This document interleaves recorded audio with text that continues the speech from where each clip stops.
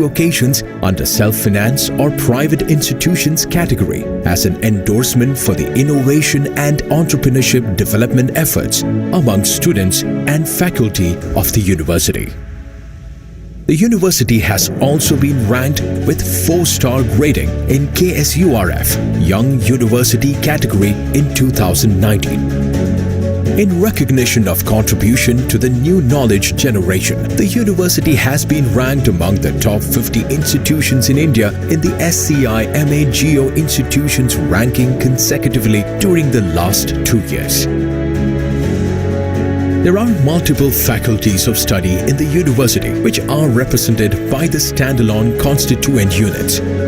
These institutions are spread over a total built area of 144,453.11 square meters to accommodate academic and administrative activities. Curricular diversification has been the focus of the university. It offers more than 100 programs at the undergraduate, postgraduate, super specialty, doctoral, and postdoctoral levels. The university has enrolled more than 6,000 undergraduates, 600 postgraduates and doctoral students, complemented by over 500 well-qualified teachers trained in ICT-enabled teaching-learning processes. The class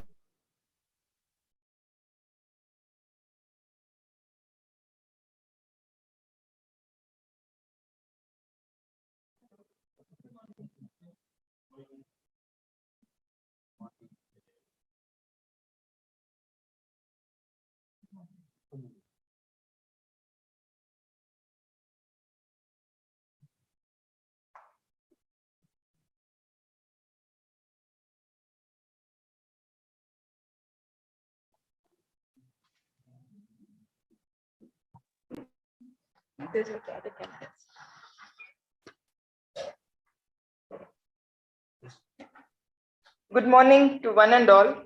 It's my privilege to welcome you all for the inaugural lecture. And usually it starts with a thought for the day, which I'm going to bring from Rabindranath Tagore's Gitanjali. Chitto Jetha Bhaishunyo. That means where the mind is without fear. It's written 120 years back, but it rings true every word even today. Where the mind is without fear and the head is held high, where knowledge is free, where the world has not been broken up into fragments by narrow domestic walls, where the words come out from depth of truth, where the tireless striving stretches towards perfection, where the clear stream of reason has not lost its way into the dreary desert sand of dead habit, where the mind is led forward by thee into ever-widening thought and action, into that heaven of freedom. Oh Father, let my country awake. So with those thoughts, we move on to the alumni guest lecture. I'm very privileged that we have Professor Rohan Mascarenhas with us. And he is a person who needs no introduction, but yet, because he's also a proud alumni of PG Diploma Bioethics, Medical Ethics, as well as Clinical Ethics, and he's a professor head, Department of Orthodontics. You find a personality with a lot of other expertise rolled into one. He's a researcher, ethicist, innovator. He has got a patent of just about 2-3 days back, and he's a diplomate of Indian Board of Orthodontics. He's only one in a huge country where about 100 people are there. So that also talks about the hard work and commitment to whatever he has done. And he has also authored a textbook. And he's a reviewer for Annual Journal of Orthodontics, and he was awarded the top reviewer.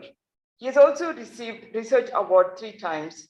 So with that, we call upon Dr. Rohan to give his reflections, because this particular series is on reflections, how the course has impacted you, and in turn, how you are using it in your practice. So I call upon Dr. Rohan. The mic is yours. Over to you. Good morning, everyone. That was what we were taught right at the beginning. So let's respond to somebody's wishes. That's the first thing that we learn in ethics. So very nice, good response. At the outset, Thanks, Madam, for inviting me to deliver the lecture today, the Alumni Series lecture. So it's a proud privilege today. First of all, let me also address, I think, the Honorable Chancellor who will join us later, the Vice Chancellor and the Registrar. They'll be here a little bit later.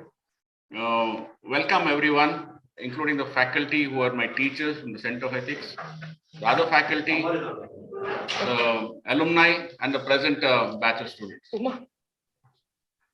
I'm here today to give my thoughts on the impact of doing the course in ethics.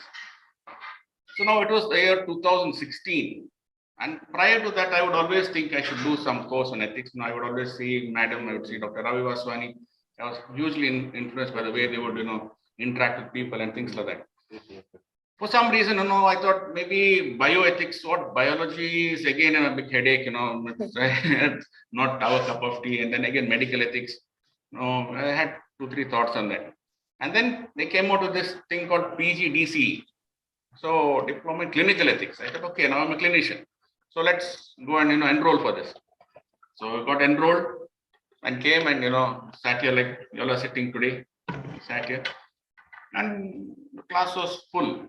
And then they said, you all clinical ethics that side, PGDBEME this side. Then we realized that there are 2 batches. So 2 batches means 2 different courses. So then we made some inquiries and we saw that actually 50-60% of the curriculum is roughly the same, and then it differs between the PGDC and the PGDBEME.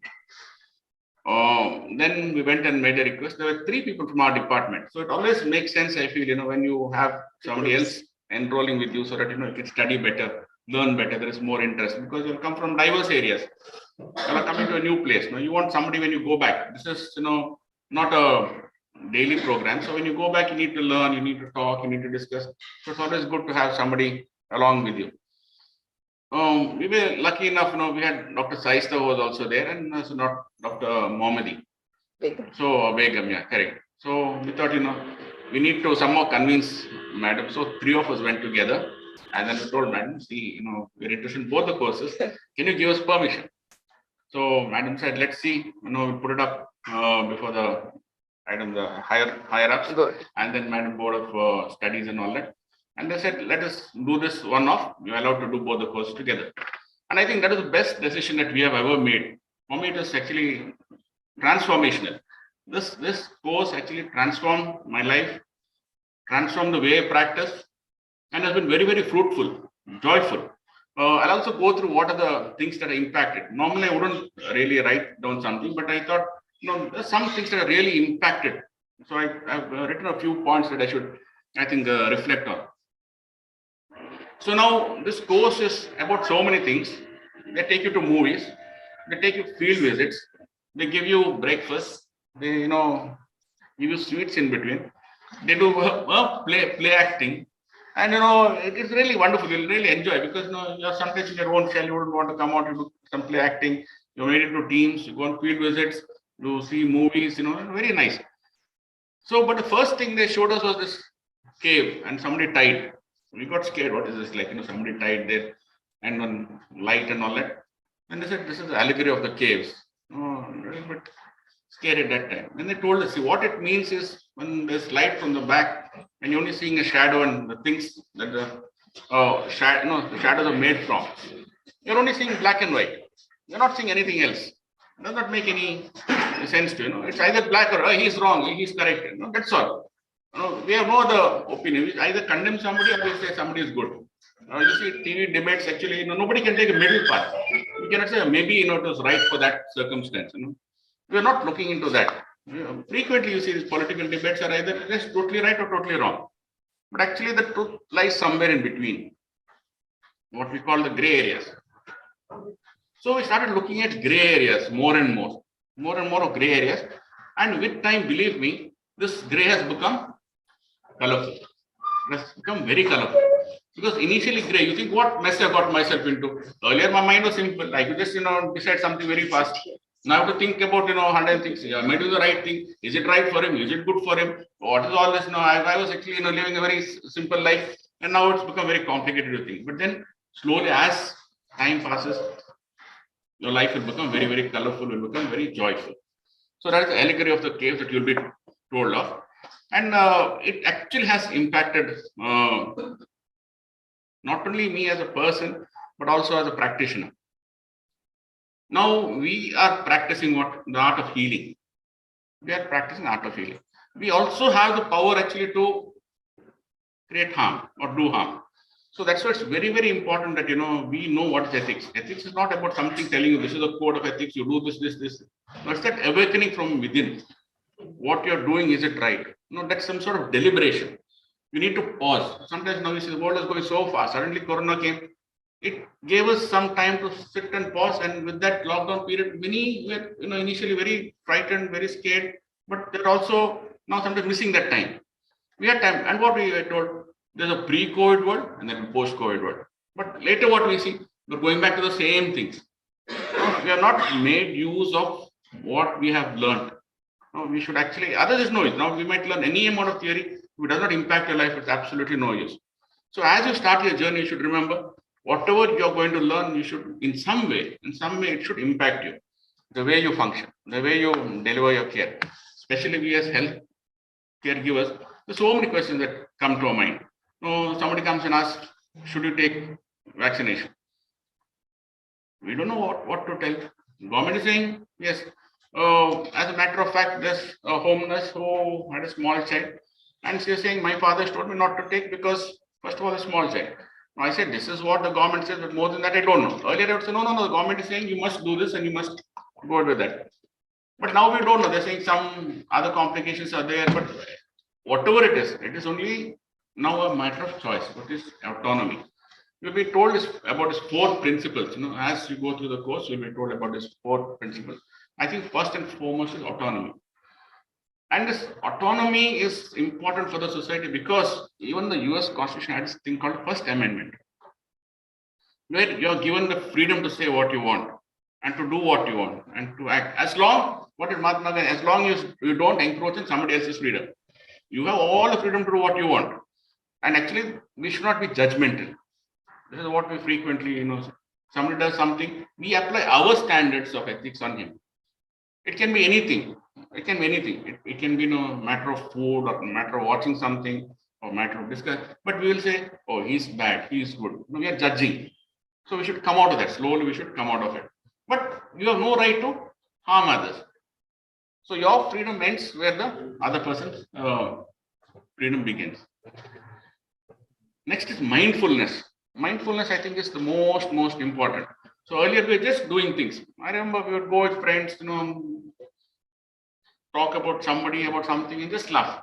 What it is? Actually, we're actually doing harm. It can be something about somebody who has made a mistake or somebody who's got some sort of shortcoming. But that actually is very wrong. So with time, we have not done, but now we are realizing this more and more that we should not just simply do something. We should always be mindful. So mindful means what? You have to have empathy. Empathy and sympathy are very rhyming words, but they're a little bit different. Sympathy is just sympathizing for somebody, but empathy is when you actually try to do something. You get into the person's shoes and then you try. Because as a healer, they're coming to you. So they want to tell you something. You have to listen to them, not just hear. So unless you listen, even your professional skills will not be improved. So as a professional, you need this empathy. Without empathy, you're not going anywhere. If you're not connected to the patient, you're not going to heal the patient. That's for sure. If you're not going to listen, you're missing what is actually trying to tell you. And believe me, now you might think, okay, you do only this, and then after that, what? Because we don't see that, see now when there are 2 goddesses, Saraswati and Lakshmi. One is the goddess of education, one is of wealth. So you don't have to worry about the wealth. It will come automatically as long as you're doing the right thing. So let it not be that, you're doing only so many ethical things and, this and how will we live. No, it's all balanced. Everything is balanced. So if you do good, good will come to you. Nothing is unlocking the mind. So I will show you that picture of that man, still I get worried about that fellow. He got all chains on his head and all that. And I still tell my PGs, Now, didactic, so many things have been written in textbooks. When was the textbook written? 1960. When was it written? 1970. What are they talking about? Growth and development, embryo, fetus, 7 weeks, 6 weeks, that week, this. What kind of scanning methods they had at that time? We are not questioning. We are simply saying growth and development, 7 weeks like this, 8 weeks like that, that's it. So what actually the methods are used, we don't know. What are the latest studies now? Can you really do? Again, we don't know. Invasive methods are not allowed. Acid clearance is not got. So we are teaching as academicians what is there. What meant? It's there in the book, you don't know. It's about 200 grams also 200. But actually, is that the truth? You don't know. Now, if that is the absolute truth, we as academicians should teach that to the students, but we should be convinced. Now, what role a researcher has then? If everything is okay, if that is absolute truth, let us say like in 200 grams of force to move a tooth is the absolute truth. What is there again to research? Nothing more. The research, when you start going, is it really 200? Are there some variables? Can it be more? So then you have a dual role. How do you balance this dual role? That's up to you. No, it's not easy. You're questioning, then what the student says, hey, he's only asking questions. He really does not know, so he's asking questions and leaving it. But then you'll realize that you can criticize or you can have an opinion only when you know everything. You can make everything look very, very simple only when you know the whole stuff. If you do not know, you will not know. So you should know. He says this, he says this, he says this, but the truth can be anywhere in between. Now you can see with the vaccination. With corona, you put mask, you do that, then masking is no use. They've seen these rules change now and then. So where is the truth? Science. All the science, CDC and all that is full of science only. Anthony Fauci is supposed to be science head, but actually we don't know where the truth lies. But masking maybe yes, but other things do we really know? Hand washing yes. So always that suddenly you do something. So they say you can go to theaters. Nothing will happen, open ended, but we don't know. So the truth always lies. So as researchers, unless we have this empirical data, we cannot. So we're questioning what is already told to us or what sometimes established. You saw that for blood sugar levels, you saw that for blood pressure. It's all varying. The impact of pharma, you've seen it's having. So as researchers, you need to be aware of what are this publication. In order to make a publication these days, you need to know how to upload. You need to know a Vancouver style. You need to know Harvard style. Then you need to have your writing skills. Then you need to have cooperation. You have to have good photographs.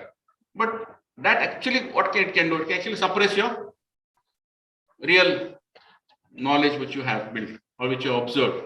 So early science, they would have actually observed. Ayurveda was a science. It was built on observation. So it was there.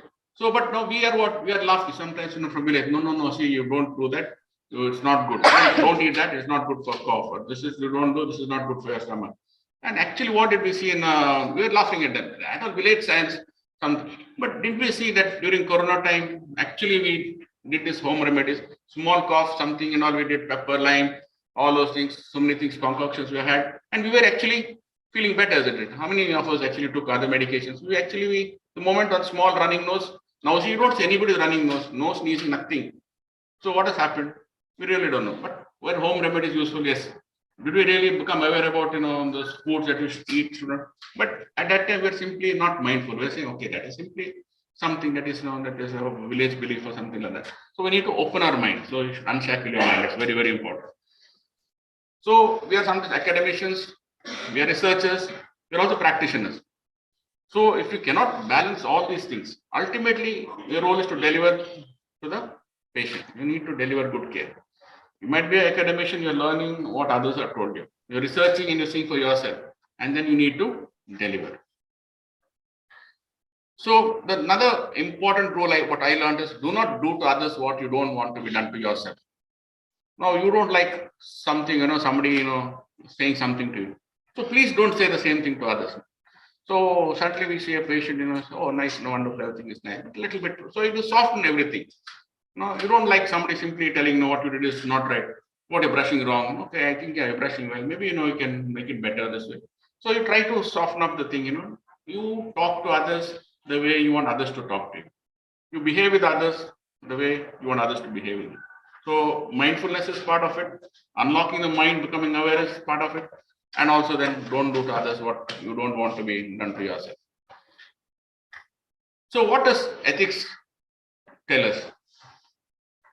Fast moving world, science, bioethics, medical ethics, clinical ethics actually has got its basis now on this newer treatment modalities. It can be equipment, it can be medications, or it can be any other treatment modality. If it was not there, most of the ethical questions would not come. Sometimes about continuing life support, or sometimes about this newer vaccinations. These ethical questions would not arise most of the times if there was no progress. So as we so-called progress, now we're giving vaccinations at Andaman Island, everyone has been vaccinated. So now, first of all, are we counting them as the citizens? Are we giving them equal rights? We're simply going vaccinating them. Have we told all those tribes? Do we know the language? Are those questions actually bothering us at all? They have been there since ancient times. They have lived a healthy, happy life. Their population is under control. They are all healthy. Nothing is happening. We go. We are mute spectators. We do the way we think is right for us. We are imposing our standards. So now, ethics means what? It's only awakening. Don't get worried. Because that is so it's a journey. So it's not like something you have immediate answers to, but at least your mind starts opening up. So now it will actually make you pause, make you ponder, make you deliberate. What we are doing, is it right? Is it good? Can we do it some other way? Did we do the right thing at all? Should we continue with this? That sort of thing. Next thing is impart this knowledge that you have to your immediate colleagues. Don't try to lecture the world and all that. You cannot simply tell somebody, but they want to see it by your own action, the way you behave. Now, there was a lady, a maid, and then her way of talking was like that, very, but she thinks that everyone will understand her, she talks, loud voice and harsh voice. But there was one fisherman who was a little bit properly sensitive. Said, you don't have this fish, you don't come inside.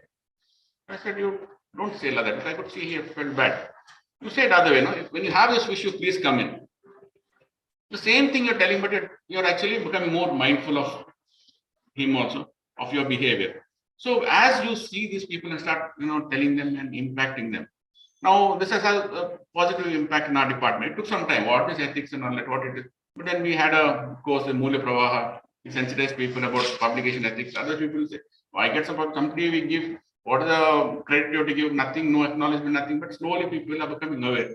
Now we have more staff. We had this Pooja who's finished the course recently. Name also who did the course last year, and one more PG this year. So as the number of people increase, will become a better world. So you need to actually impart this to your near and dear ones, to your colleagues, to your associates. Now I have some employees in the clinic. So I call them now and then, tell them this is how we should think of, which is actually leading to more effectiveness. They think, yes, I should not do something just because somebody is observed. I should be professional. I tell them, you'll be very professional if you can do something unsupervised, which is very ethical. I say, we have CCTVs, but I'm not going to watch it. I trust that you will be doing the right thing at the right time and every time. It's not only sometimes. So now that has slowly brought about a change in the way that they are looking at things. Now that will also bring us to other changes in our practice. Costing. How much do we charge?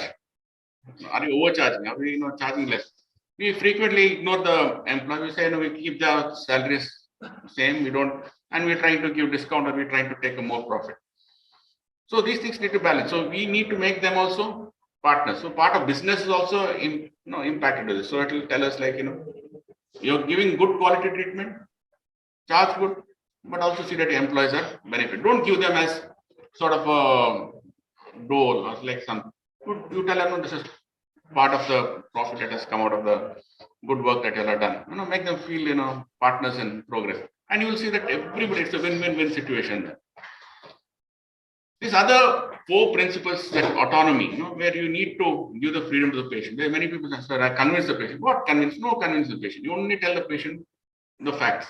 And then you let them make that decision. You don't say, no, convince. There's no convincing business at all for anybody. Especially now, it's a very elective procedure, orthodontics. So we have this thing, people say, there's no convince. You tell them this is the fact and this is what you have. And, we don't put our hand into the patient's pocket. We never do that. In the sense, a Jew was asked, you're a very, traditional in your way of approach about prayers, about the way you do, but also you're making a lot of money. So yes, we make the patient or the person so happy that we don't have to put our hand into his pocket. He will take it out and give it himself. So always keep the patient's best interest in mind. You don't try to judge whether he has the money. We actually, that Robin Hood also think, we were actually, as doctors, we were always thinking that, we should give some discount to somebody. We should overcharge. Oh, he's come from New York, we'll charge more. From Dubai, charge more. He's from Papa. No, but that actually, I don't think we have to do that Robin Hood business. We need not actually rob anybody to pay, Peter to pay Paul. So autonomy is again the discretion of the patient, which I learned. So you just pass on the information, make them very much aware of what is there, and then leave it. Beneficence. At the end of the day, the patient should be benefited. In the process, we should be benefited. Our employees should benefit. The pharma companies, but there is no unethical thing in the suppliers. Everyone should be benefited. Otherwise, how are things going to work? Beneficence doesn't mean only one benefit. It should be win-win-win situation wherever it is. And in that process, there should not be any harm created. What is called non-maleficence.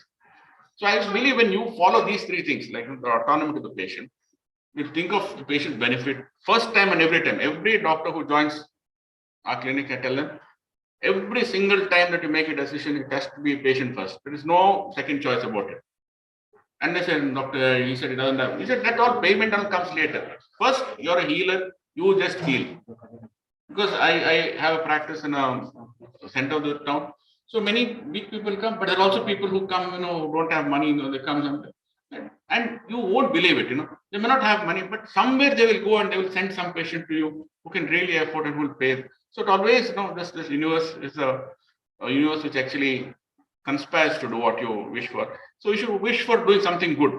So ethics is one step towards that, Religion is also good, but it's also compartmentalized.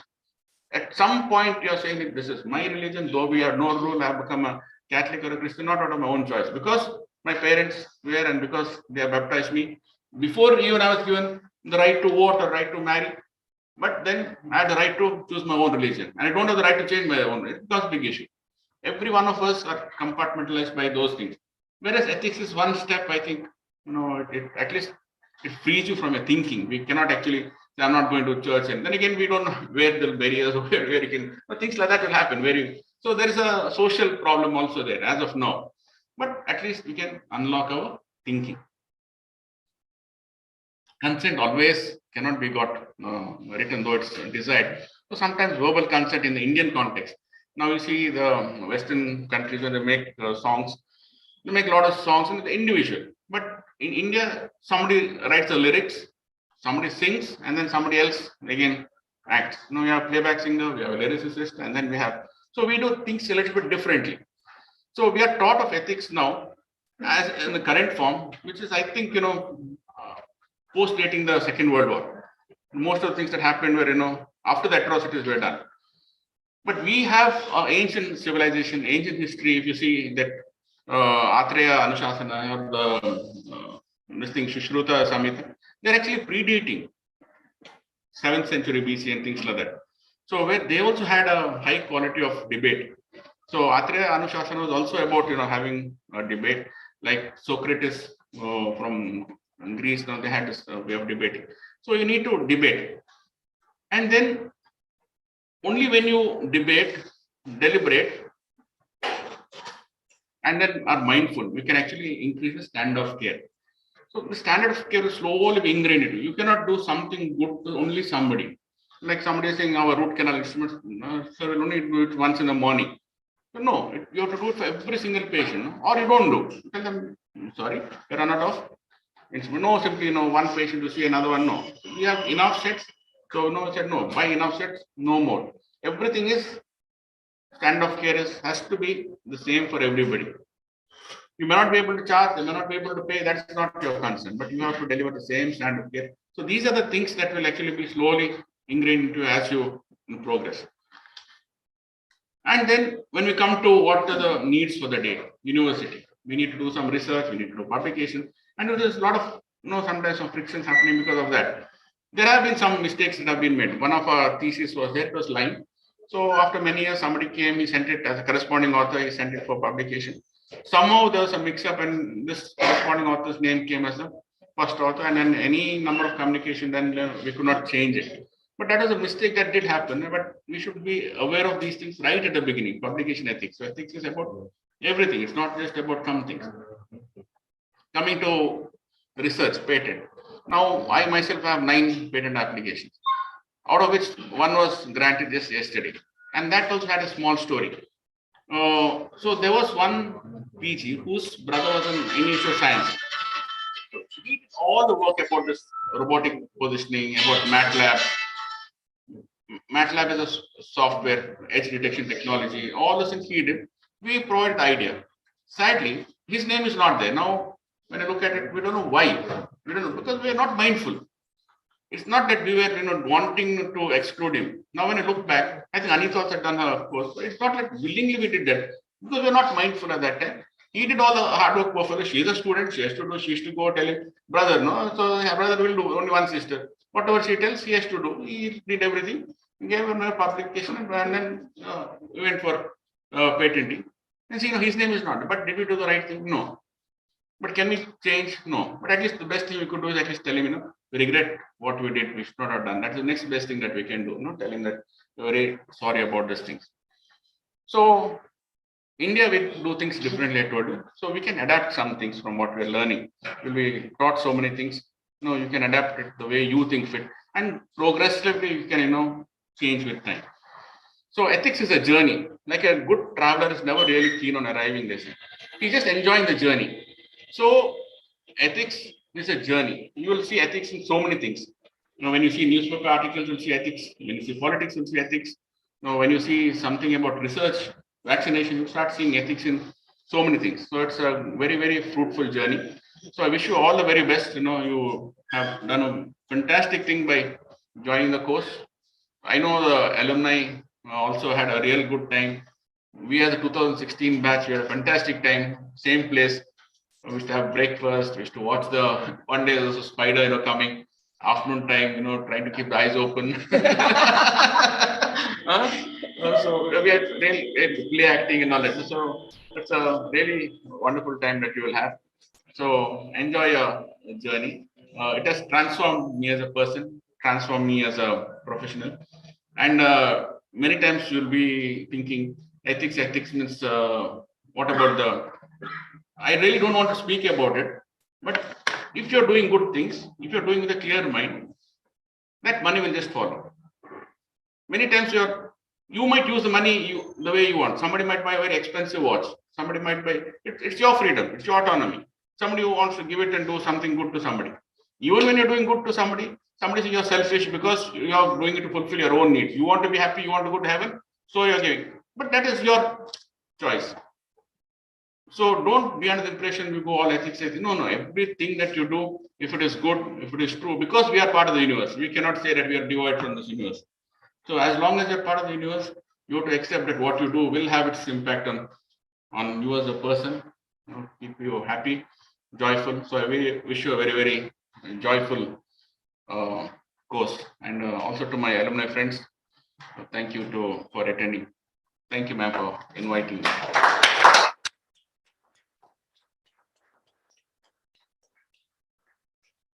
Thank you. That was quite reflective of how ethics has impacted your practice and how in turn you have made necessary changes. Of course, the fact that you were also oriented to having a standard care from beginning, but it's also important what Dr. Rohan said, that you don't have to run behind money. It comes automatically once you have a care that is of good quality. And he also brought in the angle of professionalism, where quality stands for ethics. In other words, when patients come and you don't practice quality, it's like shortchanging them. That itself can be unethical. So we can always make efforts in that direction. So it was very nicely brought out. We also have Dr. C.K. Ballal with us here, who will be speaking after the inaugural.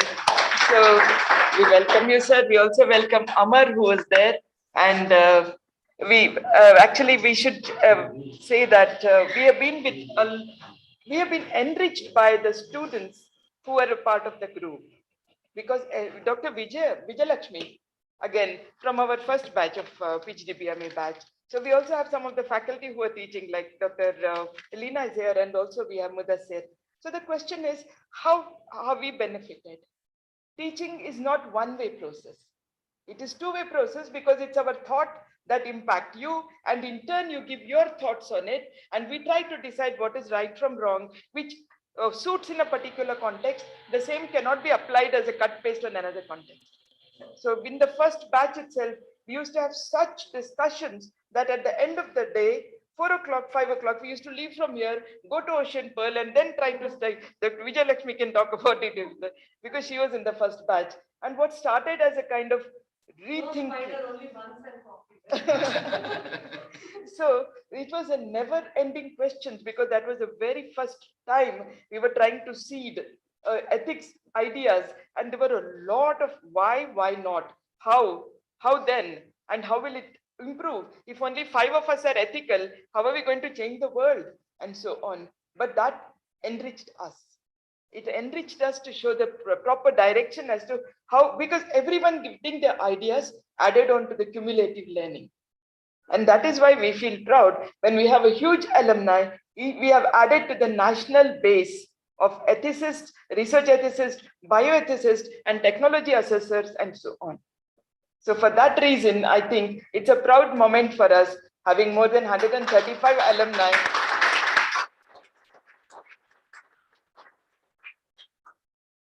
And so, is there any reflection anybody would like to add, just for a couple of minutes?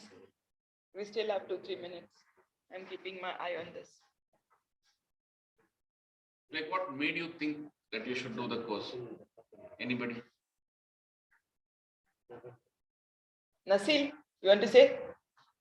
Because she did PG diploma, and very next year she joined Master's Research Ethics. So yeah. Literally, it was because of PGDBEME that inspired me to take up Masters in Research Ethics, because it's a never-ending topic, and there is no stop in learning. Every day you will tend to learn new things, and especially like I'm from an administrative field, so there also we get to know a lot of things, like policy making, changes, what is right, what is wrong. So yes, it was though challenging, but very interesting.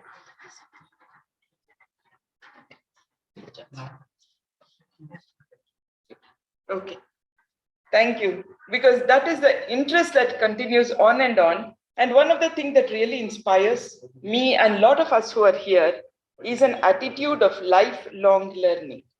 Learning doesn't end. Just as our shopping doesn't end, just as our eating choicest food doesn't end, similarly, our cerebral feedings should not end. We should constantly think how best we can take it on further. Because I'm also impressed by when Mudassir comes and tells, ma'am, aage kya course karna hai? I need to register for something. Because some of us feel literally left out. Vandana Raghunath from Nellore is one such. Constantly from 5 years, she has been with Center for Ethics. PGDBEME, PGDCE, she even took a fellowship. Now she's asking, make online masters, I want to join. Same with Vijaya Hegde, who's from AJ. We have a bunch of PGs. Every year they come because she feels, along with post-graduation, if you do your ethics, then you will have a better practice in patient care. So that is how people have deep-rooted ethics in their own way, in their own understanding in clinical care, for which we are all grateful. So thank you, and soon Chancellor will be joining, and we will be moving towards inaugural. Vice Chancellor Barrier. Vice Chancellor.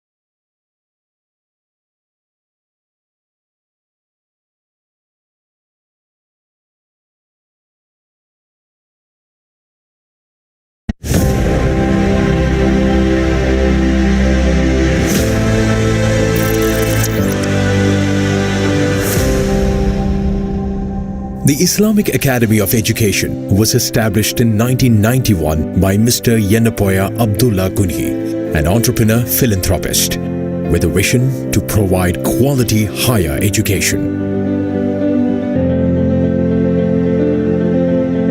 As a non-profit trust, the Academy established Yenapoya Dental College in 1992 and set up medical, nursing and physiotherapy colleges subsequently. Over the years, institutions developed by this trust have created a niche in healthcare education, not only in hinterland of Mangalore, but also across the globe. In recognition for this contribution to the education system, in the year 2008, the Ministry of Human Resource Development, on the recommendation of the University Grants Commission, conferred the deemed to be university status. Yenapoya University thus became the first unaided deemed university to be established in the Dakshina Kannada district of Karnataka. The university, following the accreditation in 2015 by the National Accreditation and Assessment Council with an A grade, has diversified its academic prowess and scope by establishing Yenapoya Pharmacy College and Research Center and Yenapoya Institute of Arts, Science, Commerce and Management in the year 2017, the Yenapoya Ayurveda Medical College and Hospital and the Yenapoya Homeopathy Medical College and Hospital in the year 2018, the Yenapoya Institute of Allied Health Sciences and the Yenapoya College of Naturopathy and Yogic Sciences in the year 2021. Yenapoya University has secured accolades by various national and international certification and accreditation agencies. The significant ones being consistent ranking within 100 by the NIRF for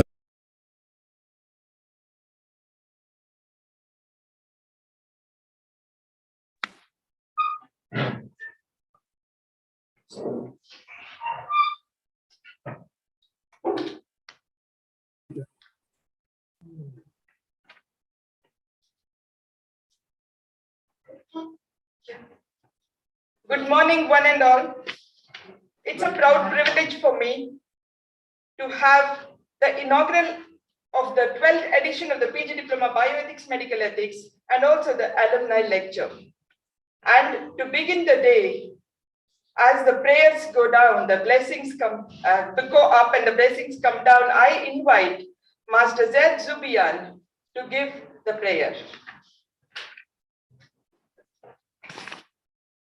أعوذ بالله من الشيطان الرجيم بسم الله الرحمن الرحيم الحمد لله رب العالمين الرحمن الرحيم مالك يوم الدين إياك نعبد وإياك نستعين اهدنا الصراط المستقيم صراط الذين أنعمت عليهم غير المغضوب عليهم ولا الضالين آمين بسم الله الرحمن الرحيم ربنا لا تؤاخذنا إن نسينا أو أخطأنا ربنا ولا تحملنا ما لا طاقة لنا به واعف عنا واغفر لنا وارحمنا أنت مولانا فانصرنا على القوم الكافرين.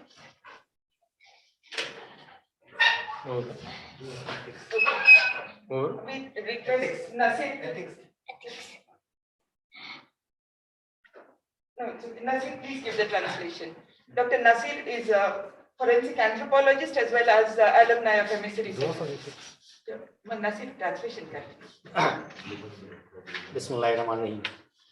It is not righteous that ye turn your faces towards east or west, but it is righteous to believe in Allah and the last day, and the angels and the book, and the messenger, to spend your substance out of love for him, for your kin, for your orphans, for the needy, for the wayfarer, for those who ask, and for the ransom of slaves, to be steadfast in prayer and practice regular charity, to fulfill the contracts which ye have made, and to be firm and patient in pain or suffering, and adversity and throughout all periods of panic. Such are the people of truth and Allah fearing. Thank you. Thank you. Thank you for the prayer. So I request our Honorable Chancellor to declare the alumni series open. Good morning. I am immensely happy to inaugurate the 12th edition of Postgraduate Diploma in Bioethics and Medical Ethics. Congratulations to all of you. Thank you, sir. Thank you. It's my proud privilege to welcome for this inaugural of the 12th edition of PG Diploma Bioethics, Medical Ethics, and also the alumni lecture. John F. Kennedy said, the success of any school is measured by the contribution of the alumni that make to the national life. And we are proud to say we have added a huge national base for ethics experts, researchers, as well as technology assessors. When our alumni are carving a niche for themselves and furthering the objectives of center in healthcare ethics, clinical ethics, medical ethics, research ethics, we are filled with pride. With those positive feelings, I extend a warm welcome to our Chancellor and Pro-Chancellor who've been supportive from day one in establishing the center and regularly finding out how the set objectives have been materialized. And to our Vice Chancellor, a man of wise words and decisive action and great counsel. To our Pro-Vice Chancellor and our Registrar, who has been the facilitator for any academic endeavor tirelessly. And to our Controller of Exams, Finance Officer, Dean of Yenepoya Medical College, who has given a constant support. And to all of our alumni who make us proud. And to the alumni speakers for today, Dr. Rohan Mascarenas and Dr. C.K. Ballal. And the students of PGDBEME who are entering the course from tomorrow. Guests, dignitaries, colleagues, and friends. I also welcome our teaching faculty, our one-time students who have taken up the responsibility of moving the Center for Ethics forward, like Drs. Ravi, Uma, Poonam, Abhay Nirgudesar, Grishma, Imad, Mudassir, the visiting and the adjunct faculty like Dr. Amar Jesani, who have inspired us to start and have been with us with every endeavor of ours, with every program that we run. And also to Dr. Arun Bhatt, Mala Ramanathan, Anand Pan, and Dr. Roli Mathu from ICMR. I also welcome Professor Vibhuti Patel, a name to reckon with. If you think of gender, you come up with the name of Vibhuti Patel. She's a constant source of ideas, again pushing the Center for Ethics in the direction of gender ethics. I welcome one and all to this reflective narrative from alumni. I close by reiterating the famous words of CEO Narayan Murthy. Nobody is bothered more about an institution than its own alumni. I wish each alumna fondest memories of the center and hope to see you more and enrich the other alumna accordingly. Thank you so much. With that, I request Dr. Uma Kulkarni, the alumni of the first edition of PGDBEME and the faculty at Center, to present the Center for Ethics report.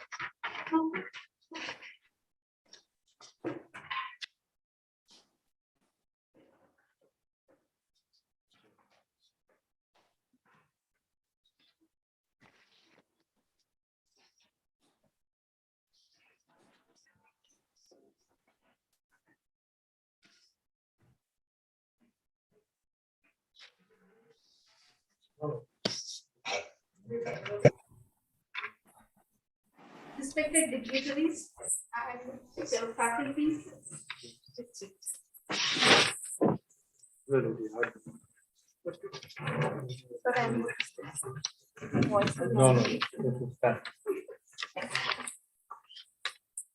respected dignitaries, faculties, students, and everyone who has gathered here today. It's my proud privilege to present before you the journey of Center for Ethics, the 12 long years of nurturing, crawling, walking, running, and a huge leap to go.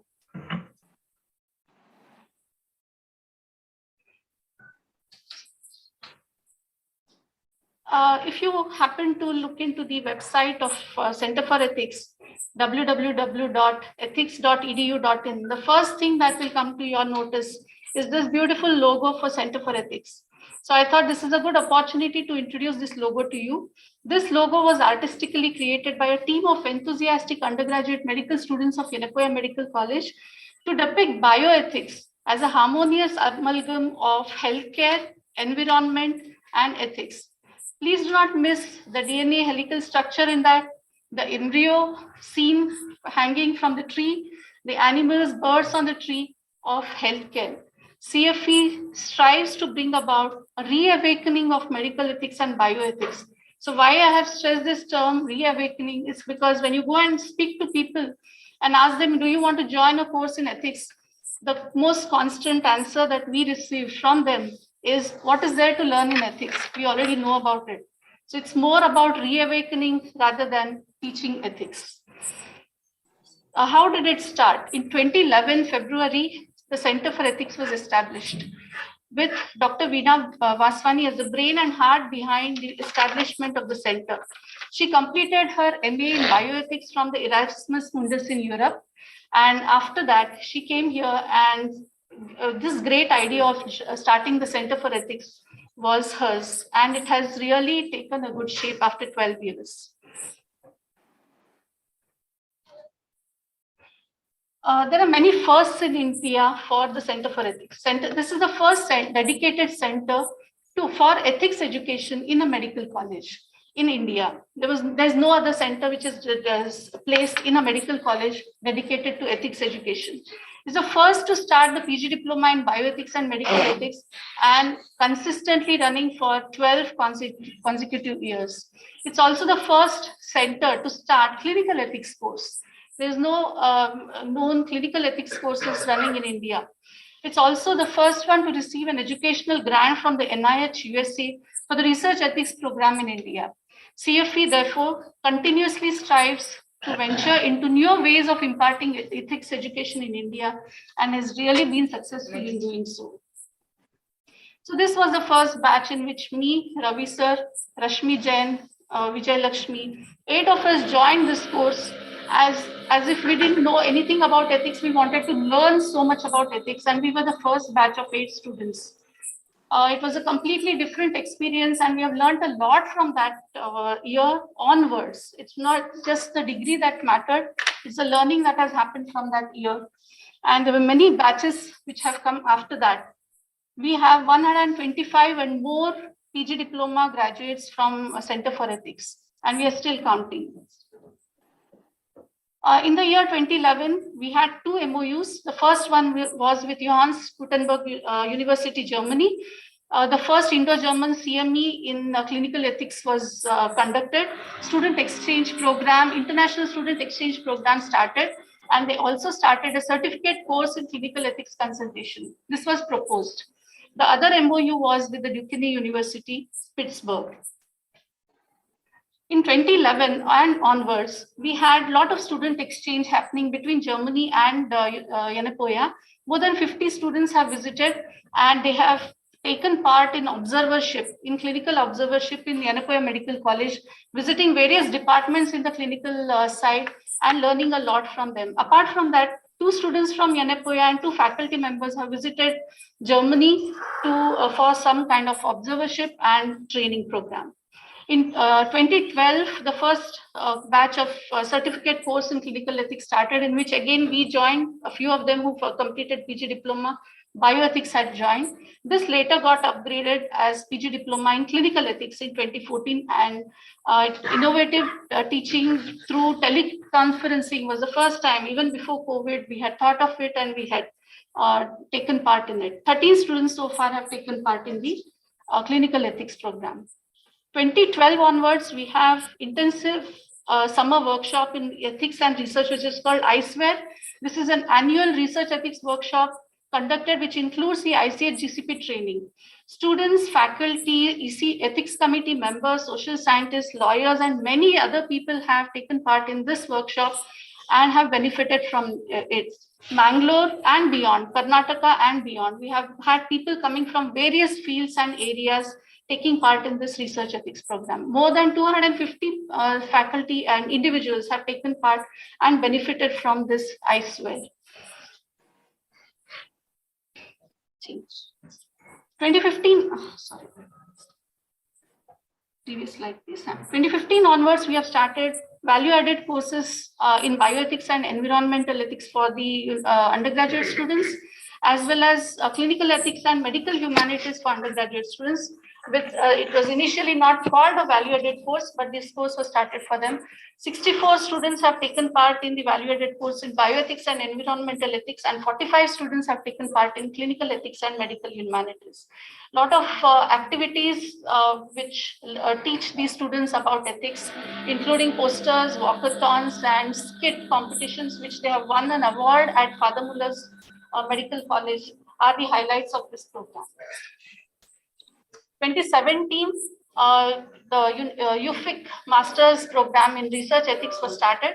This is again funded by the NIH, Bethesda, USA. This is an educational grant which supports a master's program for a period of 5 years. It has been approved by the Health Ministry Screening Committee, Ministry of Health and Family Welfare, Government of India. 32 students have enrolled in this program. And as we see in this slide, 18 students have completed, and they are so happy to carry their dissertation projects in their hands. We use different teaching methods for the students, undergraduates, whether they are young undergraduate students or faculty members or as senior as me and Ballal sir. So we create new platforms, learning platforms and learning opportunities in ethics. So including role play, watching movies, visiting the palliative and Sneha Sadan and HIV centers, and qualitative methods and group discussions and so on and so forth.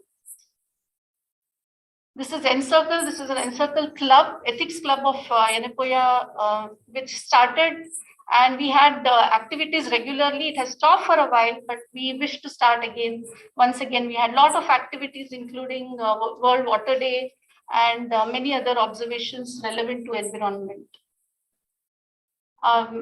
Center for Ethics has got many international collaborations, including Johannes Gutenberg University, Germany, Duquesne University, Pittsburgh, Monash University, Australia, Mexican University, and the Turkish University. And there's another national collaboration with Narayan Dental College, Nellore. We also conduct ethics committee mentoring program, and we have conducted in several places, including Shimoga, Belgaum, Davangere, Dharwad, including Nellore, Bangalore, Mysore. So many places we have visited and conducted these programs. Also some awards and recognitions. Veena Madam has received an award, and we got a Pachakucha award at the GFPR, and ethics committee has received for CAP recognition as well as NABH recognition. Ethics is also a member of the United Nations Academic Impact, and has also taken part as a host for the International Association for Ethics Education. Next. The Center for Ethics has also felicitated and given a Lifetime Achievement Award to two distinguished ethicists. One was Ruth Macklin, and the other one was Dr. Vasanta Muthuswamy. And that's how we have tried to recognize international people who are in ethics. These are some of the international visitors to the center. Some more. And whenever the visitors come to Center for Ethics, we don't give them gifts, but we take them to the gardens to plant a sapling. So these are some of the pictures where saplings, so that there's a green initiative and keeping environment in the center. These are the international faculty for Center for Ethics. Norbert Paul. This is the national faculty. Dr. Amar is here, Dr. Mala, Arun Bhatt, Anantaman, and many others. And this is the in-house faculty. And the team from CFE is incomplete without Farzina, Bedavrat, Nahida, Pradeep, Sachin, Shankar, and many others. And this is the future, to have a community-based research and to improve healthcare literacy, to bring about quarterly biannual newsletter, training program for transgenders and Koragas, starting many research ethics, advanced research ethics programs, to start PhD and fellowship program, and to start ethics, technology and innovations unit. And it's not just what center is doing. Alumni have achieved a lot. 3 of them are heads of bioethics centers, Dr. Vandana, Dr. Nagesh, and Dr. Vikram. Many are ethics committee members. They are on the editorial board of the Indian Journal of Medical Ethics. They are faculty at Center for Ethics. One of them has authored a book on bioethics.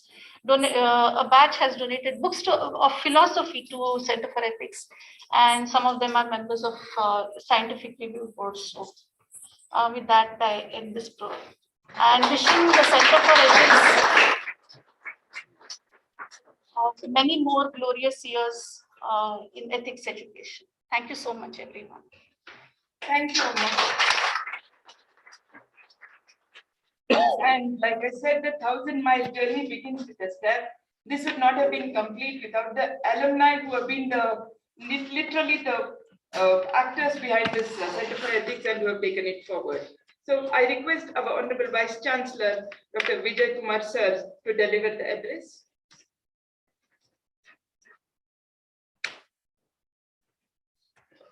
Good morning, everybody. Good morning, sir.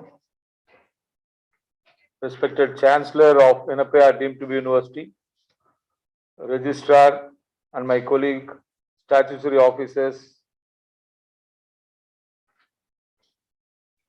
Director, Center of Ethics, all team members of the Ethics Center, alumni of the center, present and future students, and most importantly, the speakers of the day, Dr. C.K. Balal and Dr. Rohan Mascarenas.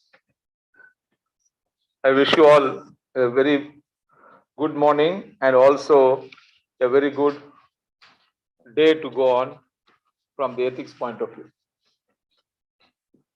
When Dr.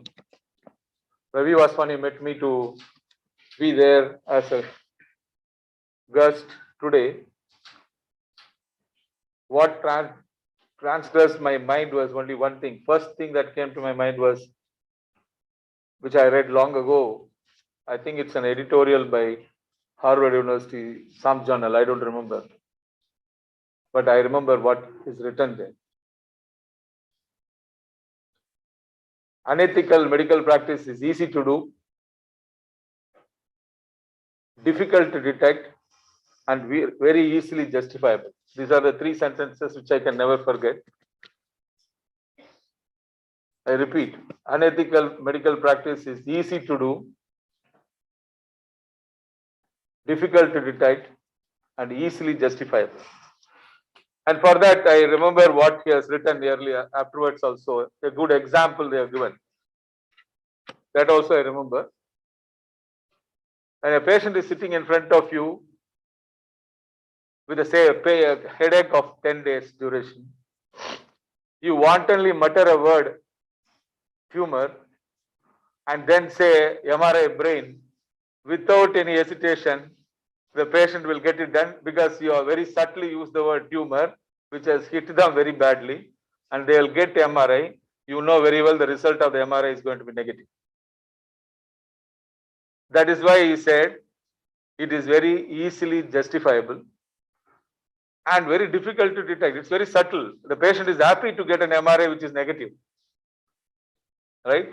So this is the example given and saying that that prescription of MRI was intentionally done, knowingly done when it is not required. This is what the whole content of that editorial in the Harvard University's, I think it is a newsletter. But this is what is happening every day in our practice, every day, I will say. And more so, the more and more technology comes into the picture. For example, today, my specialty, if I don't ask PET CT, I am considered as obsolete. But knowing very well, PET CT is not to be done in every case. That's what the NCCN guidelines is talking about.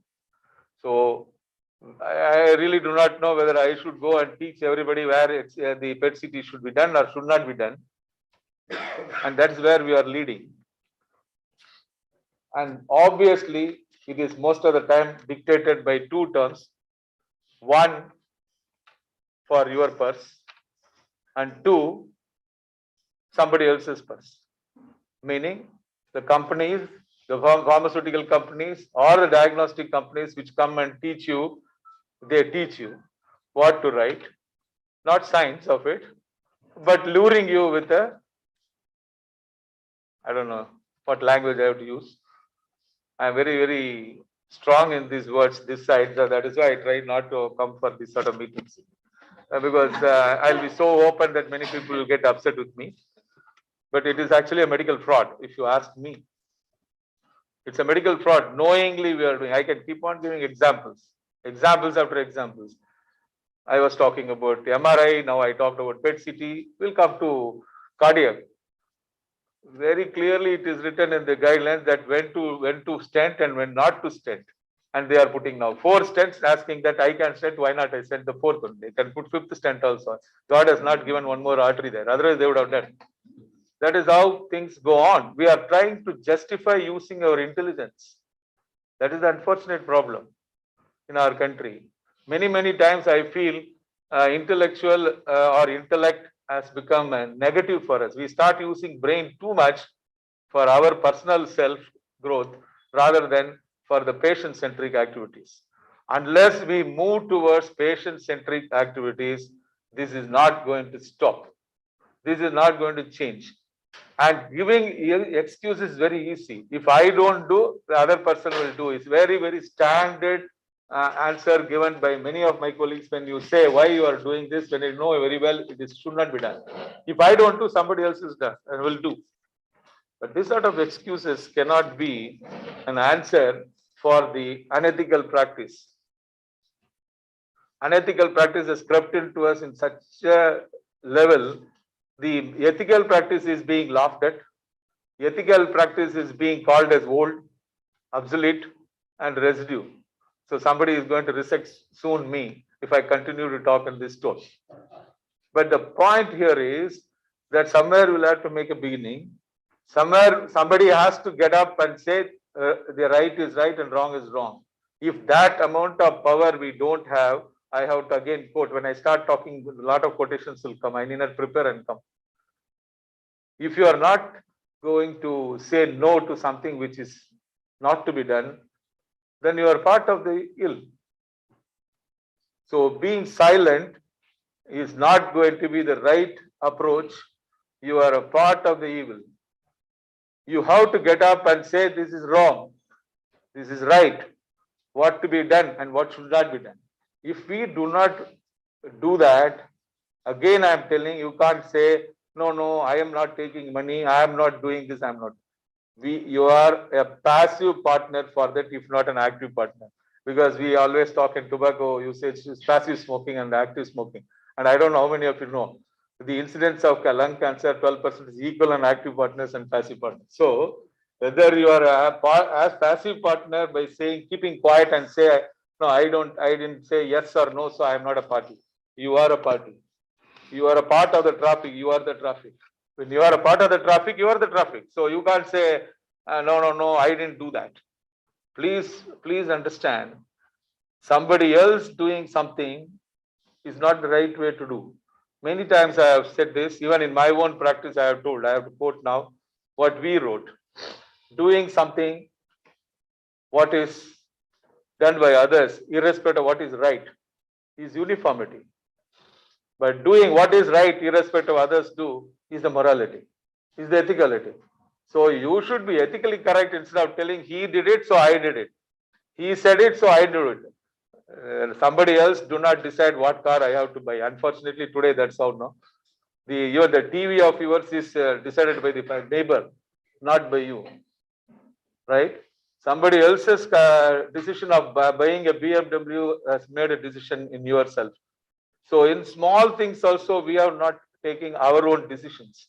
And where is the question of taking big decisions here? And it should be from a small activity, we should start saying what is right, what is wrong.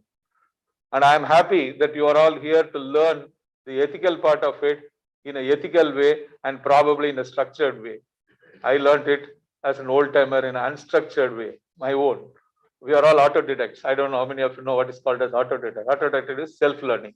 We did self-learning, so uncoached, right? Even in sports, we were all uncoached those days. Today it is we are coached. So maybe you learn it better, maybe you learn it in a more structured way. But how you learn does not matter. It is like this, whether you chose your partner or your parents chose your partner. After the marriage, it is the only one goal. You have to lead a proper life. If you can lead it, well and good. Whether I am uncoached and you are coached, ultimately you have to practice what you learn. It is not for the sake of a diploma, a certificate what you are going to get, you have come here. If you ask me, then you should not be sitting here at all. The purpose is not served by just getting only a degree and not practicing that. And in fact, that is worse. Because at least you can't now say, I'm ignorant what is ethics. Now you know, you've gone through it, so you can't say, I'm ignorant. That much you have to accept that you are knowledgeable, then you have to put your knowledge into action. Everything ultimately starts with a thought process. Is it not so? It starts with a good thought. A thought becomes a word, and word becomes an action, action becomes an habit, habit becomes a character, and character is you. You must know that everything starts with a thought process. And with a good thought, you have come here, and that should continue. You should not stop going outside. Lastly, one Sanskrit, I don't know whether you know that. There is something called as, people will say, I don't know whether you will understand. It's there in Kannada also. Purana Vairagya, Mashana Vairagya, Prasava Vairagya, they say. I will translate. When you go to listen to somebody's mythology story, oh, I should also be like that person, you take a decision. So also, when you go to a place of funeral, you'll see what he ultimately did. Everything is philosophy you speak. And so also, the lady who goes for a delivery, well, I'll never come back, they said, but nothing happens. Again, she goes for a delivery. This man also, after having a bath, goes back to the normalcy. That should not happen. After leaving this place with a diploma, you should not forget this. You should continue. If one person continues out of even 125 alumni of 12 years, I am the happiest person. She may require, she may expect all 25 of our students to follow. I am very skeptical. 1 out of 125 follow, I am a happy person till lifelong. You may do it for 1 month, somebody may do it for 1 year. As somebody said it recently, I think it's Sadhguru who said it. All students are communists as long as they are students. The moment they get married, they become socialist. Once they get employed, they become capitalist. So that should not change.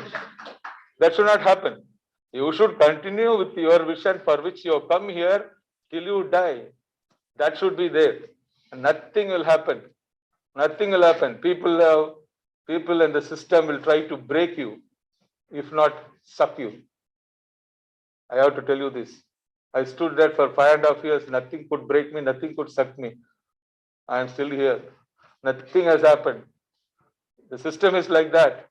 It will be easy for you to buckle, which you should not do. You stand alone. That's okay. The winner is always alone. You don't have company for a winner. Then he's not a winner. Is it not so? So you are a loner. You should always remember that means you are a winner. Remember to win. You don't do different things, but just do things differently. You will be a winner. I am very happy to be here to talk these few words in a random thoughts, but I want to tell you this, that don't think that only because you have come to a diploma, you are going to be ethical. We are all here uncoached also. We are also more ethical, probably most of the people here, but nothing has happened to us. At the age of 64, I can tell you, nothing has happened to me, so nothing will happen to you. So you will continue to be ethical. Nothing is going to happen. Nothing will change.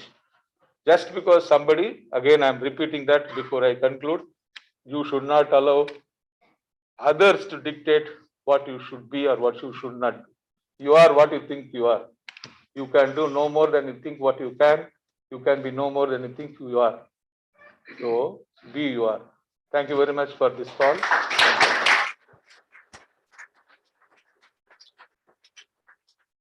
Thank you very much, sir, for those profound words of wisdom. It's like he dived deep and brought in from his practice the pearls that need to be looked at, because the pearl is again not a one-day find. It's the irritation that causes the pearl to be formed.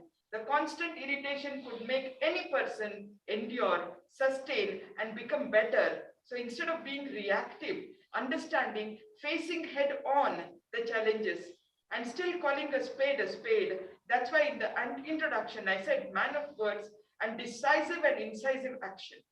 So I think so. Thank you very much, sir, for the message well conveyed. And it's also my honor to ask our request our Honorable Chancellor to give the presidential remarks. Over to you, sir.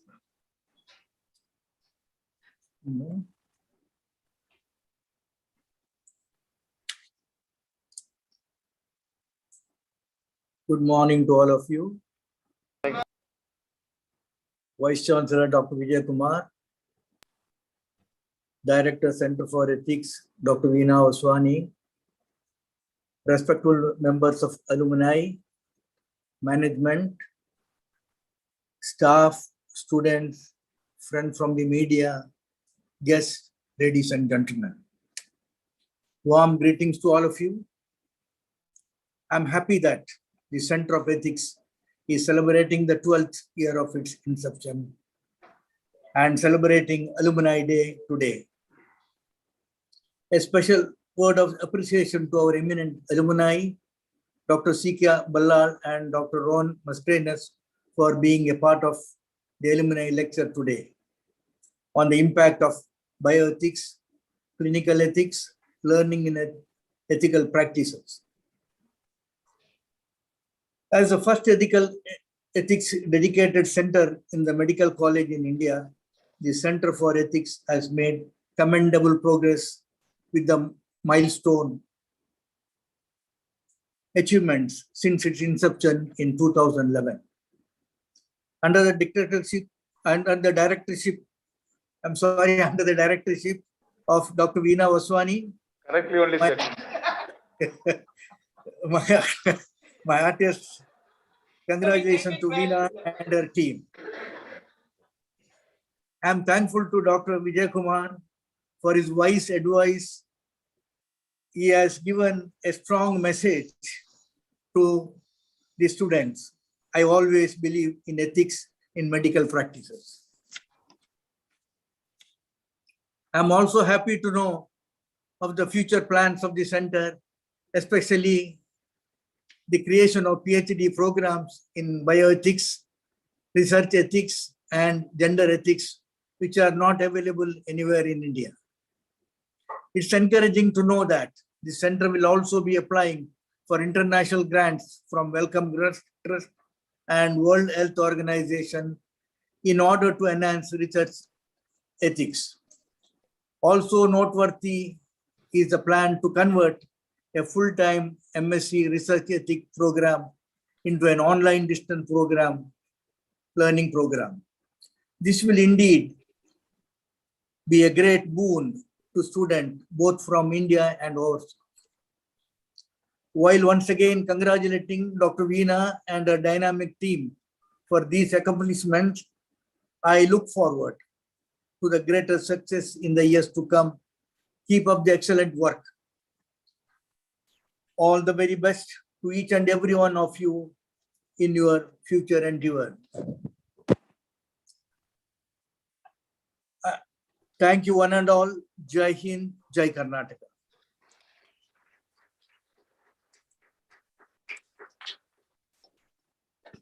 Thank you very much, sir, for the inspiring presidential remark. I call upon Dr. Ravi Vaswani to propose vote of thanks.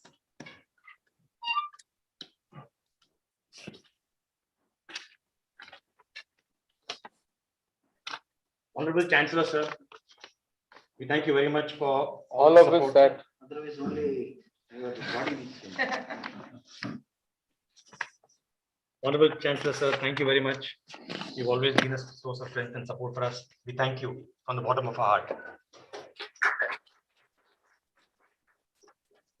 We thank the Honorable Vice Chancellor, the Registrar, and other statutory officers of the university. Thank you very much. Thank you to the Dean, Inaugural Medical College, the speakers for today, the alumni, and all the other guests who are here. And Dr. Amar Jasani for being a support all the time. Thank you, Dr. Amar. Thank you.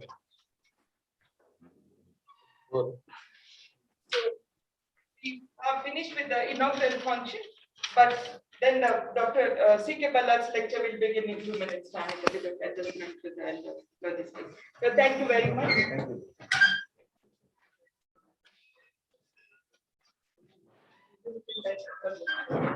I don't have money to eat. Yeah, that's why one day you can do.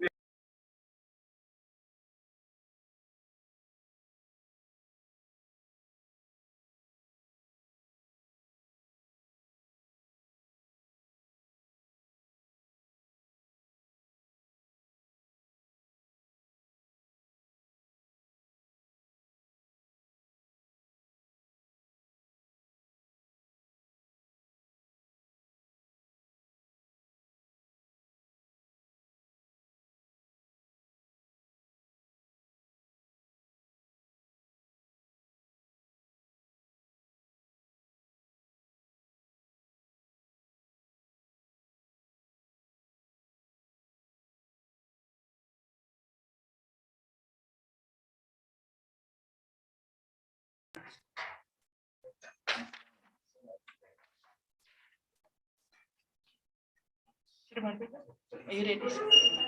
You take a class. And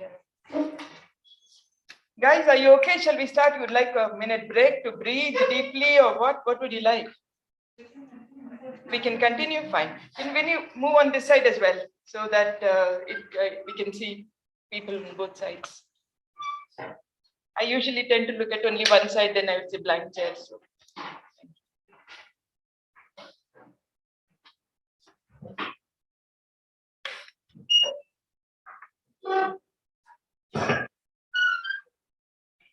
So once again, hello, and we shall resume the alumni series, and this is especially with reflection.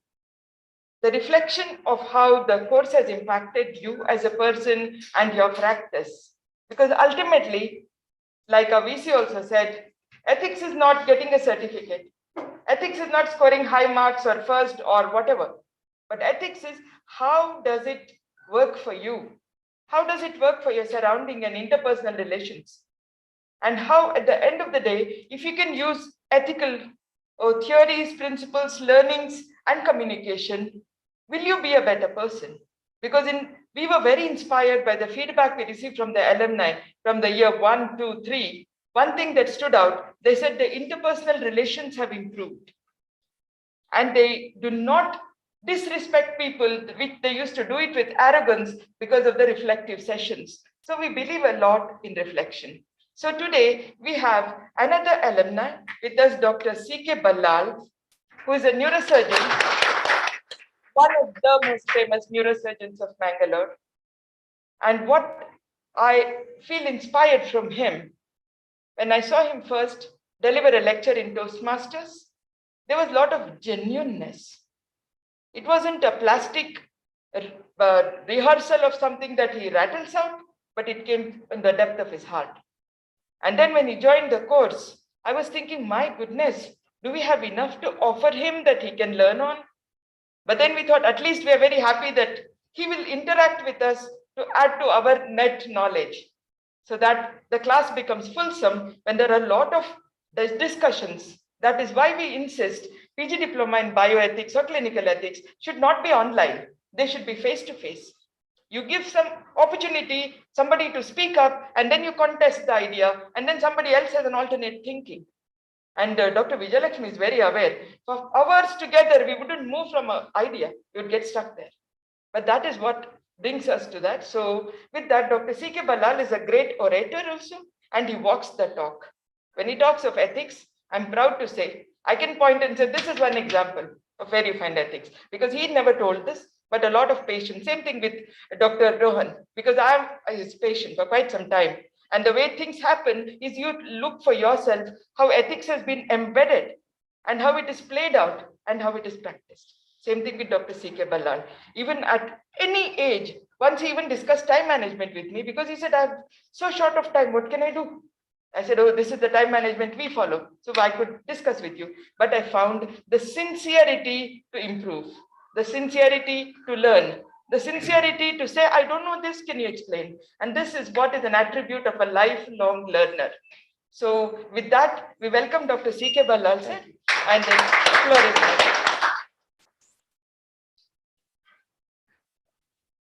Good afternoon, everyone. Good afternoon, sir. 12:30. As an alumnus of the 5th batch of postgraduate diploma in bioethics and medical ethics, it's my very proud privilege to attend this alumni lecture and to have attended and seen Dr. Vijay Kumar speak. I've had the company of him sitting next to him on a flight to Delhi.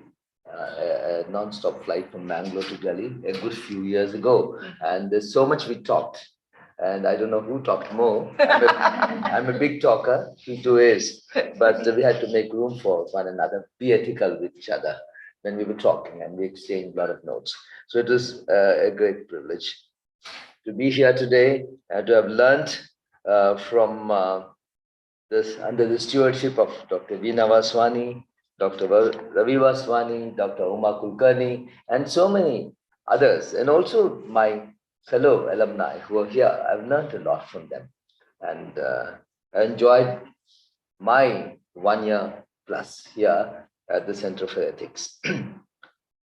There's a couplet by Kabir in Hindi, in actually in Braj Bhasha, Guru Gobind dono khade.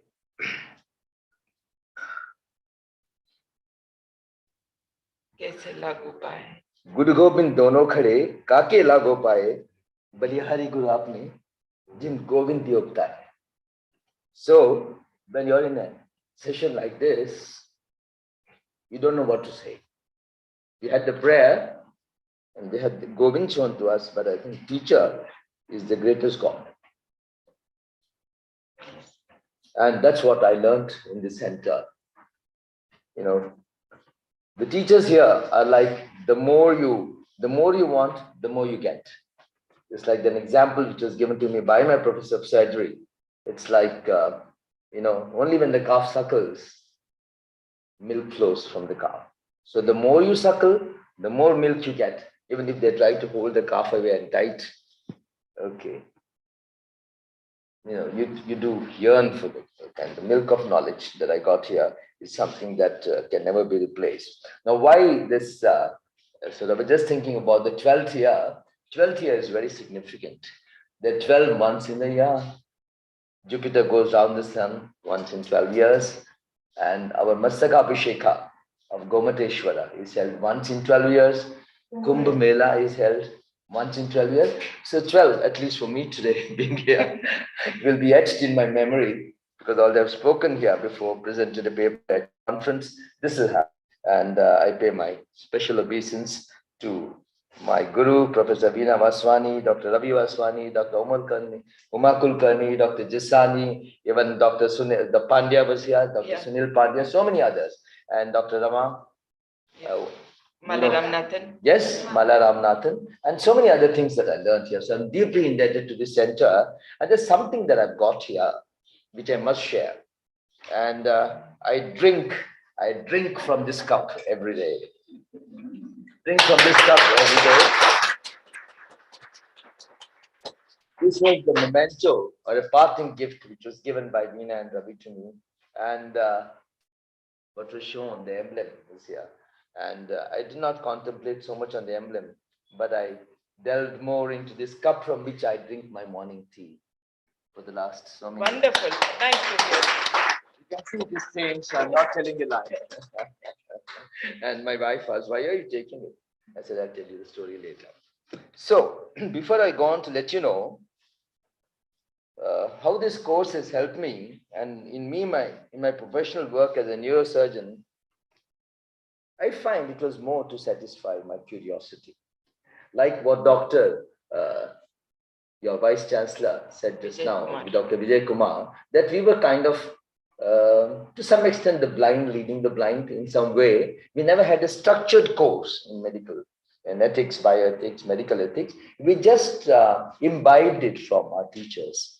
If the teachers are ethical, at least in medical practice, so also in arts courses, I'm sure, the students will turn out to be ethical. So you lead the way and you talk the way. If your professor does it, then you do it. When you find your professor taking money in the OPD under the table from each OPD patient, then you think it's passé. It's all right to do that. And so you have to set an example to your students. And I had great professors in Delhi. I graduated from Delhi University, Maulana Azad Medical College. It's great. We even had a blind professor of surgery called Dr. Nigam, who became blind because he developed a retinal hemorrhage. And the way he used to teach us was amazing. The way he used to teach us was really amazing. His daughter turned out to be a cardiac surgeon, one of the first lady cardiac surgeons in India. And it was very heartening to see how he would come every morning on the dot at 9. White shirt, white trousers. Those days professors used to wear whites. And he will come and ask, "Kitne log hain class mein?" Sometimes I would be the only one, because sometimes the students would think, we were 4 postgraduates in surgery at that time, as to, what about palpation? What is he going to tell us? And he says, if there was silence, "Acha, tum akele aaye ho?" That he would still take the full 1 hour class on the patient. And would palpate and tell us how to look for the liver, how to look for the spleen and all that. So if your teachers are ethical, you will be ethical. And you imbibe. So ethics, I feel, is something that you imbibe as you go on. But having said that, it's very important that, and I congratulate you for having registered in this course, because nothing can beat a structured kind of learning. It is like learning to play the piano. You think, what is there in it? But then unless you have a teacher who teaches the keyboard, teaches do, re, mi, fa, sol, la, ti, and how to, like I've seen my grandson who's about 6, how he plays with 2 hands and all that, and now he tells me I don't play well enough. So because he has a teacher who's taught him and is not playing by the ear. You may be a musician, play by the ear, but unless you're taught, you can't. And so is also the music of ethics, that unless you're properly taught, you will not know where you're going wrong. Something that I learned from Lina and the team here is that, these very relative terms. I am very ethical. He is a very, very ethical. There's nothing like very ethical. It's full stop. Ethics, full stop, period. Is it ethical or non-ethical? It cannot be very true, not so true. Then what is the difference between falsehood and truth? It's absolute. Ethics is absolute. You may create your own kind of, benchmark, saying, for me, beyond this is ethics and below this is all unethical. But that's not the way. It's just, when you finish a race, you reach that line. Only then you are declared a winner. You have to reach that line. So also you have to keep on achieving it. I'm not saying that we're all born ethical. I don't think we can say that. It'd be being very holier than thou and say we're all born ethical. We have these moments of weakness, but we have to question ourselves and see whether you're giving up to that weakness. There has to be constant churning, constant manthan. Only when you churn the yogurt, you get butter out of it. The sagar had to have that to get. First came Visha, Samudra Manthan, which Shiva drank, and he became Nilakantha. And then he gave to all the gods, the Amrit. So you have to go through a churning in life. And that churning is not in public. The churning is an internal churning. Internal churning is required. Question yourself each and every time as to whether you're being ethical in what you do or not. And my question is, why is it that you cannot be ethical?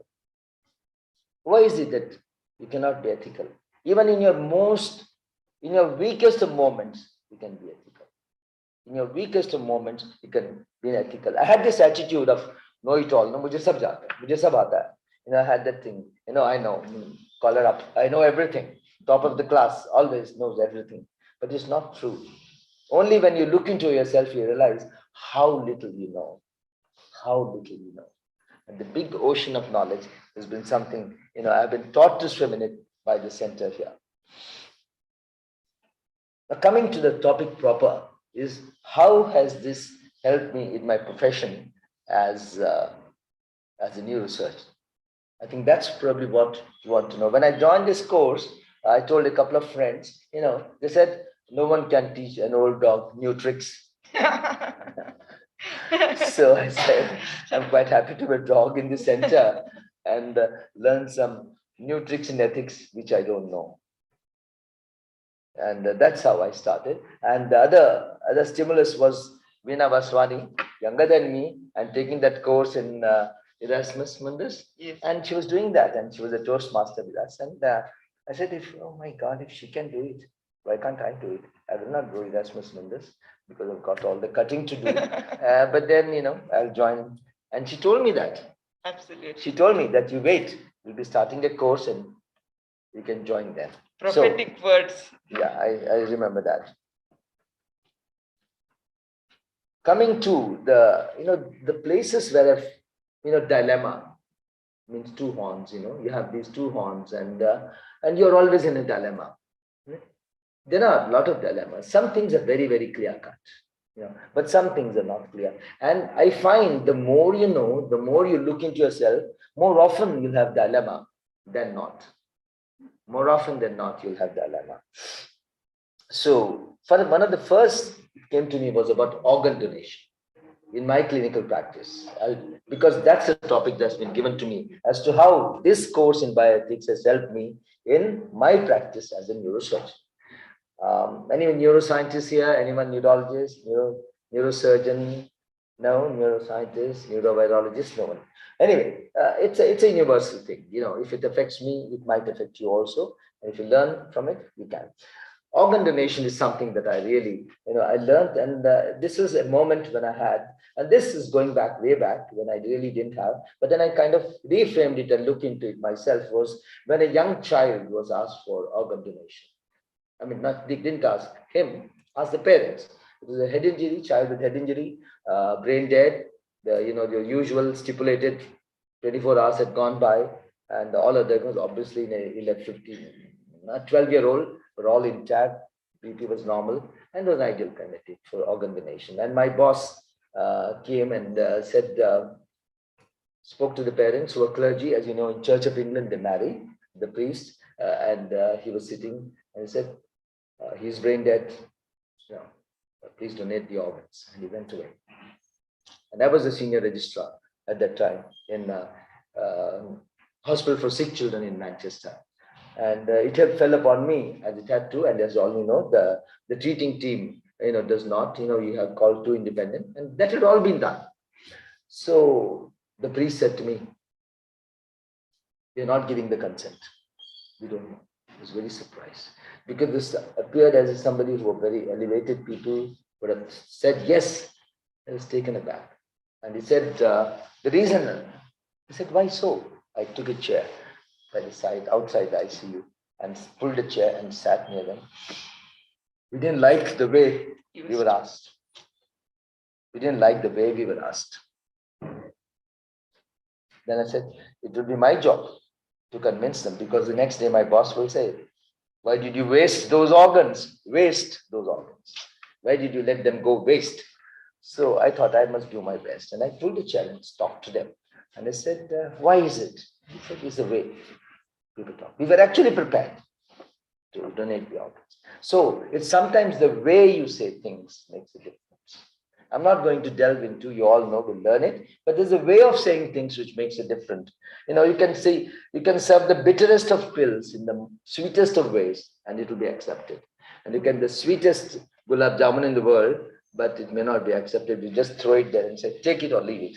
So there's a way of saying things, and in organ donation, there's something that I learned. A lot of times you can convert the unconverted to your point of view if you say things properly. And as you all read recently in Father Muller's, we had this young unmarried woman who had whose brothers decided for her, and she was not holding a card, kidney card, or anything like that, but all, including skin, was donated. And the brothers were very gracious. It was the way they were talked and told them. the patient is brain dead, and would you? And we spent a lot of time. So counseling is something that I learned here. Importance of counseling, importance of saying things properly. Then the other aspect that I learned here was about consent for surgery.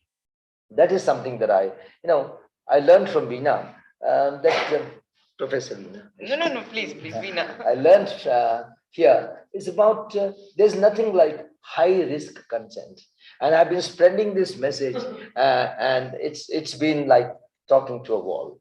I've not been able to move even administration in one iota, not even one bit. Consent is consent. There's nothing like high risk consent. Consent, and this is something that I learned here, and this has affected my practice. We operate, like all of not trying to, stand on a high pedestal and say we, operate, very big things. You could be, removing a tooth, which is just as important as, operating on an aneurysm in the brain. Even a patient with a tooth removal can bleed to death, and it almost happened to my brother when I was an intern in Delhi, and his tooth had been removed, and at the Irvin Hospital, the government hospital, and I was an intern at that time, so I used to come home on weekends. He had it done on Saturday. I reached home and my mother said, "He's bleeding, he's splitting." I said, "What has it done?" He said he had hot tea and he removed that pack which was put there. I said, "What happened?" So he'd not been counseled. Consent had been taken, but he'd not been told. It doesn't finish at consent. You have to counsel the patient before the consent. And I went back. It was a lady dentist. I took him back those days in an auto rickshaw, and took him back. We didn't have a car at home, and went and spoke to the dentist. And she said, "Meri duty nahi hai abhi. I'm not coming." They were in the staff quarters, and I had to call and someone else.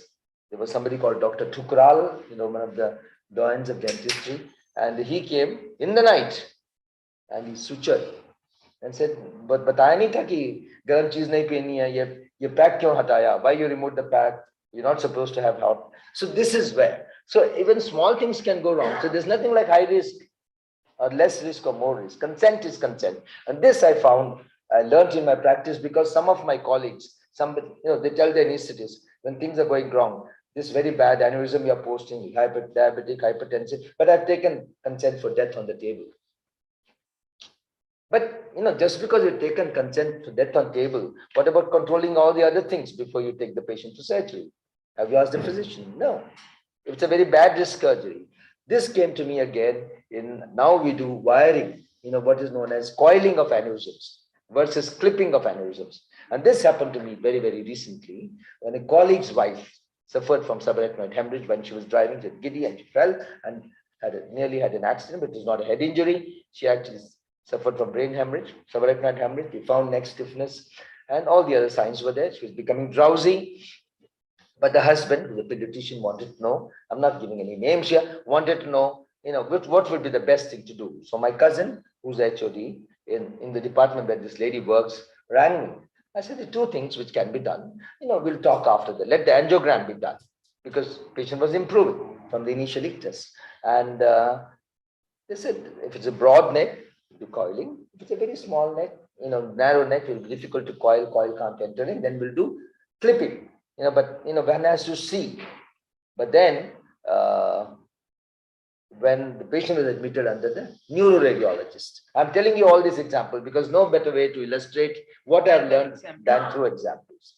I can talk and end on benefits of coiling versus surgery. Unless I give an example, you will not understand. And this is how this course has impacted me. If something is not good enough for me, it is not good enough for X, Y, and Z. So do unto others as you would have it done to yourself is one of the most ethical lessons that I've learned,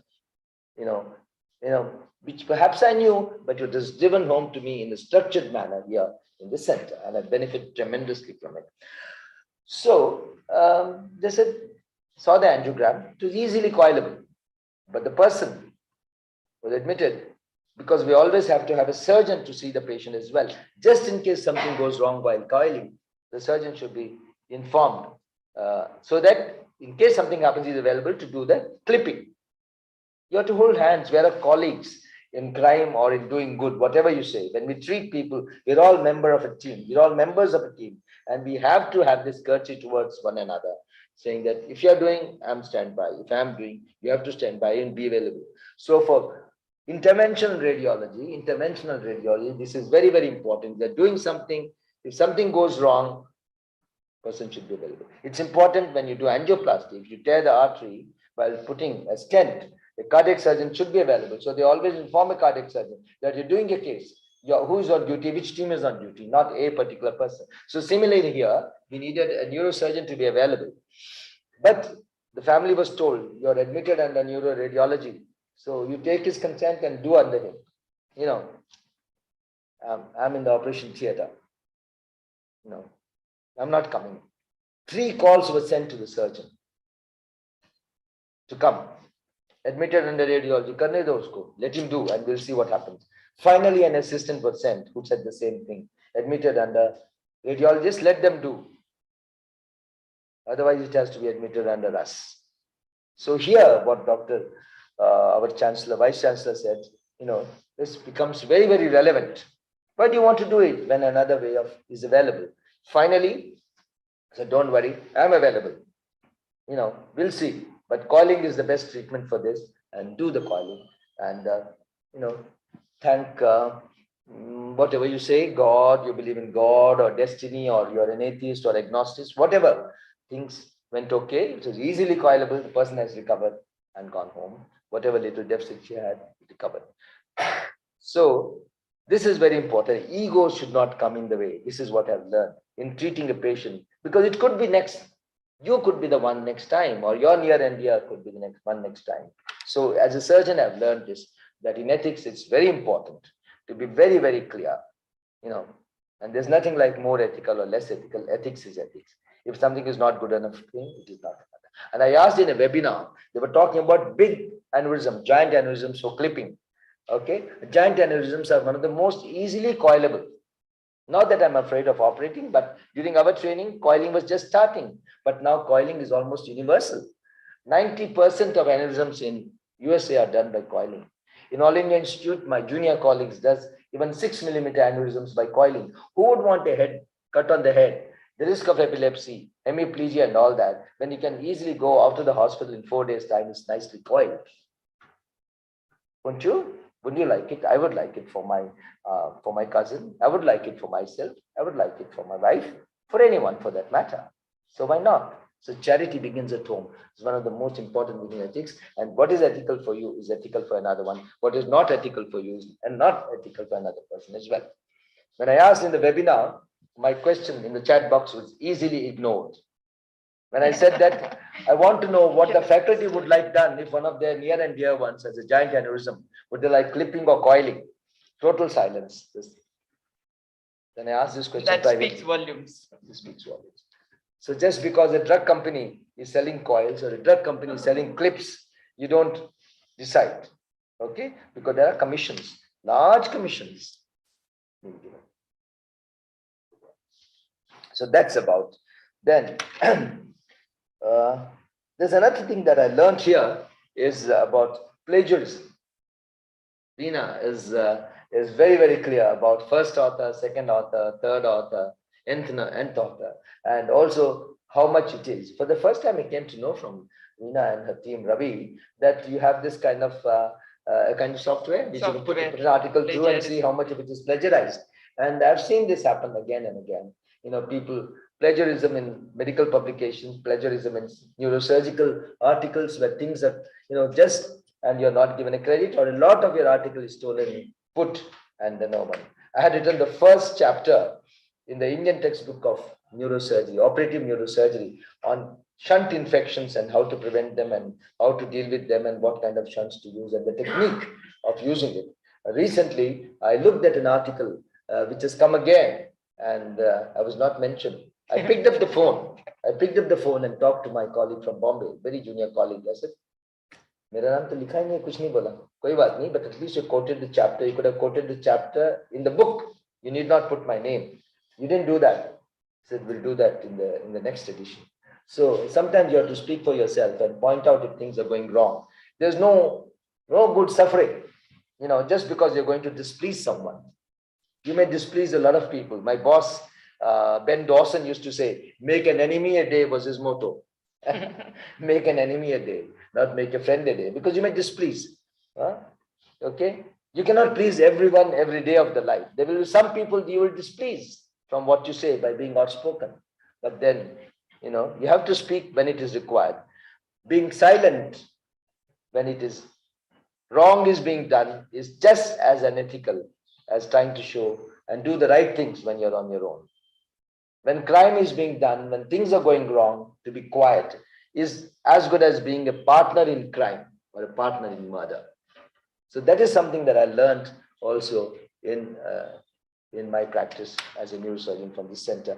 Please do that when my time is up. Oh, it's not yet. Okay.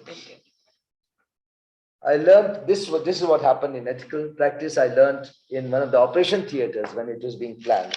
A very junior surgeon came and said, there are insects and flies coming into the operation theater, and no one is saying anything.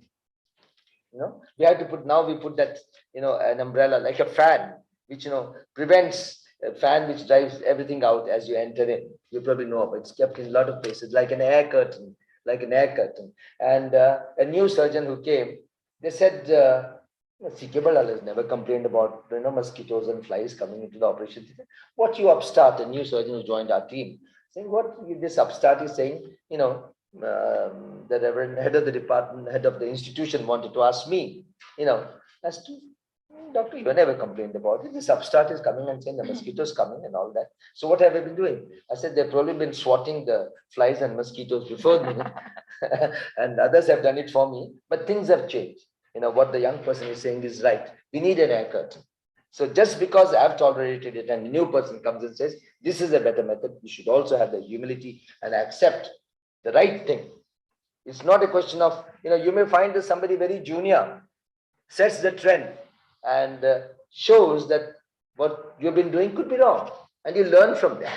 And this is another thing I've learned from here and putting into practice. The company, very, very, very junior person can show the mirror to you and say, look, hey, you are here. This is what is wrong in you. Even the way you deal, even you speak to one of my very good mentors, very dear friend of mine, who's a chartered accountant, said to me, the way you say things sometimes, is wrong. The way you say things. So you could perhaps say the same thing in a better way and will be more easily accepted.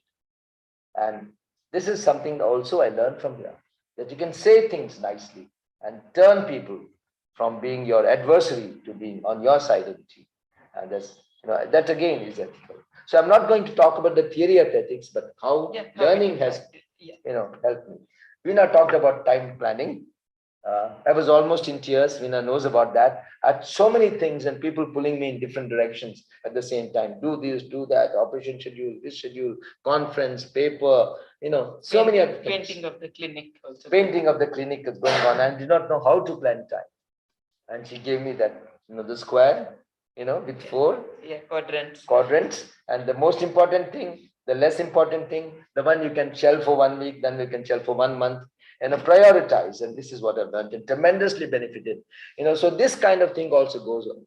Not only do you have professors, with you here in the Center of Ethics, you also have friends for life. You have friends, people you turn to in your moments of distress and ask them for advice. And I was very worried. That's another thing I learned, is that when the exam was coming, somebody said, don't get a writer's cramp and say that I'm going to appear in the supplementary exam because you cannot write a 3-hour paper. I said, no, I operate for 16 hours. My hands are quite strong, but my heart is not strong. I don't know whether I know everything that, and the questions to answer. She said, Veena and Ravi said, we'll sit for coffee in Ocean Pearl. You come prepared and we'll throw questions at you and we'll see how well you're prepared. So where can you get a center better than that? Where the guru, is available at your beck and call. At your beck. A beck and call. and we would exchange notes about their daughter, who's an engineer, neuroscientist, Bits Pilani, and her son also, I think, done the same. And I told a lot of other friends. So this is also, it has helped me from talking to you. Told other friends, you can do a double degree, not just engineering, you can do a degree in science and so many. So there's other things that you learn. These are known as spin-off benefits, spin-offs, spin-offs. You buy one, you get two. Here you buy one, you get five. You cannot have a better place than that, right? So these are all the things that I've learned from here. And there's one mistake I made today, a confession, that my mobile was not switched off. That is another thing I learned from this place. A lot of places, they say, turn off your mobile when you enter a meeting. But in this center, it is almost, eyebrows are raised. And when Veena does like that with her eyes glaring at her, you would be shivering in your shoes. Because, whose mobile was it? And she would spot you. It is there, there, or there. So that's another thing I learned here, is that you have to switch your mobile today, because two relatives, at the same time, you would have seen continuous calls coming. Somebody is being admitted unconscious, but that does not justify that, because there's another method of keeping it silent and still answering. So that courtesy, that's another thing that we must learn, from places which you go to, and see how you learn from other people. I'm open to questions. I'm available to answer, but I think I learned a lot also from your Vice Chancellor's, Vijay Kumar's talk, and he can just rattle off. Lesser mortals like us have to prepare a little bit, and be available to answer questions. There's so many things which have come to my mind, and I just jotted down some points: consent, changes in a center, changes in your practice, if they're ethical. Most important is commission, succumbing to commission. Drug companies, instrument makers come with various kinds of things, and say, you use this kind of interpedicular screw, you use this kind of thing for your operation. Why? Something else which is going on okay for so many years, can't try sell to me, because other things. So all these things I've learned. I have tremendously benefited from being this center. I'm sure you too will benefit from it. But don't forget to take a cup like this from here. Is it still available? Yeah. From which you can drink. The cup of ethics, I call it. The cup of ethics, which you must sip from every morning and be prepared for the day and for the months and the years ahead. Thank you very much. And thanks for that. Thank you. Thank you very much. I thank you for the erudite way you brought out how ethics has impacted you, and also like how not to do something, and keeping patient first as the motto is very important, where some of the corporates are looking at return on investments as the motto.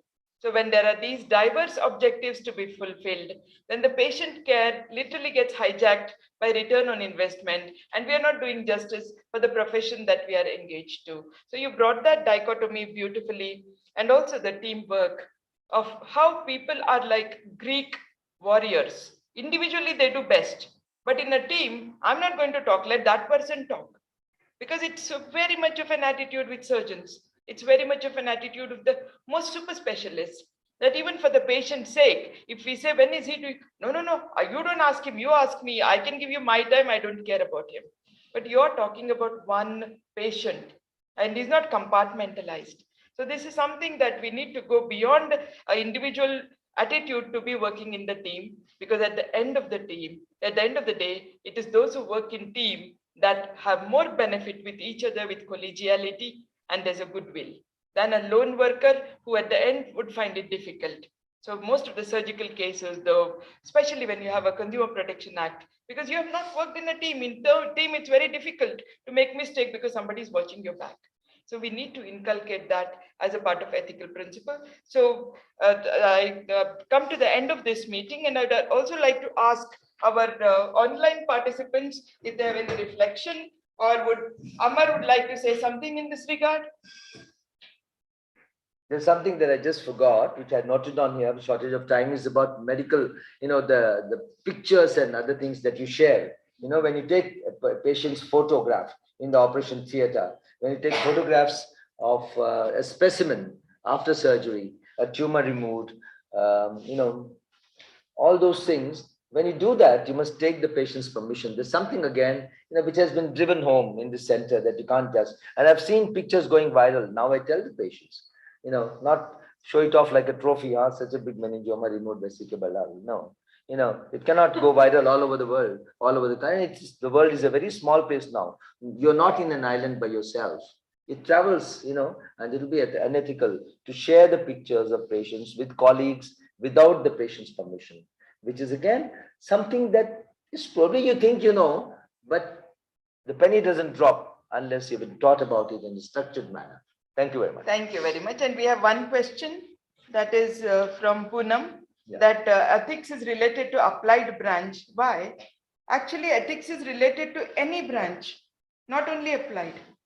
Everybody and every branch can do well applying it in a structured way. So if it is to a surgical intervention, then the application, the form of ethics would be, is this the best outcome? Will this give a best outcome for the patient? If it is a newer advance, it will be, how will it look up 5 years from now? Like for ultrasonography, when it came, there was a mad rush to get it done. We did not realize that it was later on being used for sex determination. So that is how there is any branch, it does well with ethics. And you will also realize there are different ways of embedding ethics in different areas. So thank you for the question. And I also thank you for Dr. Shripad Mahendale. Yes, thank you for the overview. You said the overview was excellent. Yeah, that's also because Dr. Uma is one of the workhorses who has taken the center forward with a lot of other faculty as well as the alumni contributing to that. Thank you. And for all of students who have wished us, have a very nice day. We are bringing the meeting to a close. Is there any other reflection? Anybody would like to give a short 1 or 2 sentences reflection? We are open for before we close. Anybody would like to say something? I would just like to share what happened during this inaugural program. When Zaid was here to offer the prayers, his mom texted me and told me to take a video of him offering the prayers. And then his dad also walked in and came and told me to take a video of him. But I feel so nervous, I've not asked the child if I can take this video. So I walked up to him and told, Mom and Dad have asked me to take a video. Can I take a video of yours? Yeah, sometimes ethics does that. You become less confident about action you would confidently do if you didn't know much about it. So you'd go and touch a child or pat a child. Now you'll think twice. Oh, the child has individuality. Would she like would the child like it? So yeah, that's right. So thank you for that. So with that, we shall close the meeting if there are no other reflections. And I thank you one and all from the bottom of my heart. I thank the Center for Ethics and all the faculty. I also thank Forensic for hosting for so long till we are now independent and we are on our own. But we had our humble beginnings in the Department of Forensic. So we have spent a lot of time talking to them. And because I was in ethics, they gave me a long rope where a lot of teaching and everything was done by the other faculty in Forensic. So, and I thank all the faculty who have been a part of us, and thank the speakers once again for the reflection, which was truly from the heart, the way it can be taken up, the way it can be embedded, the way it can be looked at. So thank you for all the people who have come and sat with us. And I would also request you as a housekeeping announcement, please stay back and have lunch and go. And for the online people, we can release you to have a delicious lunch and think that we are offering to you. Because if you were to be here, we would have offered it to you. Thank you.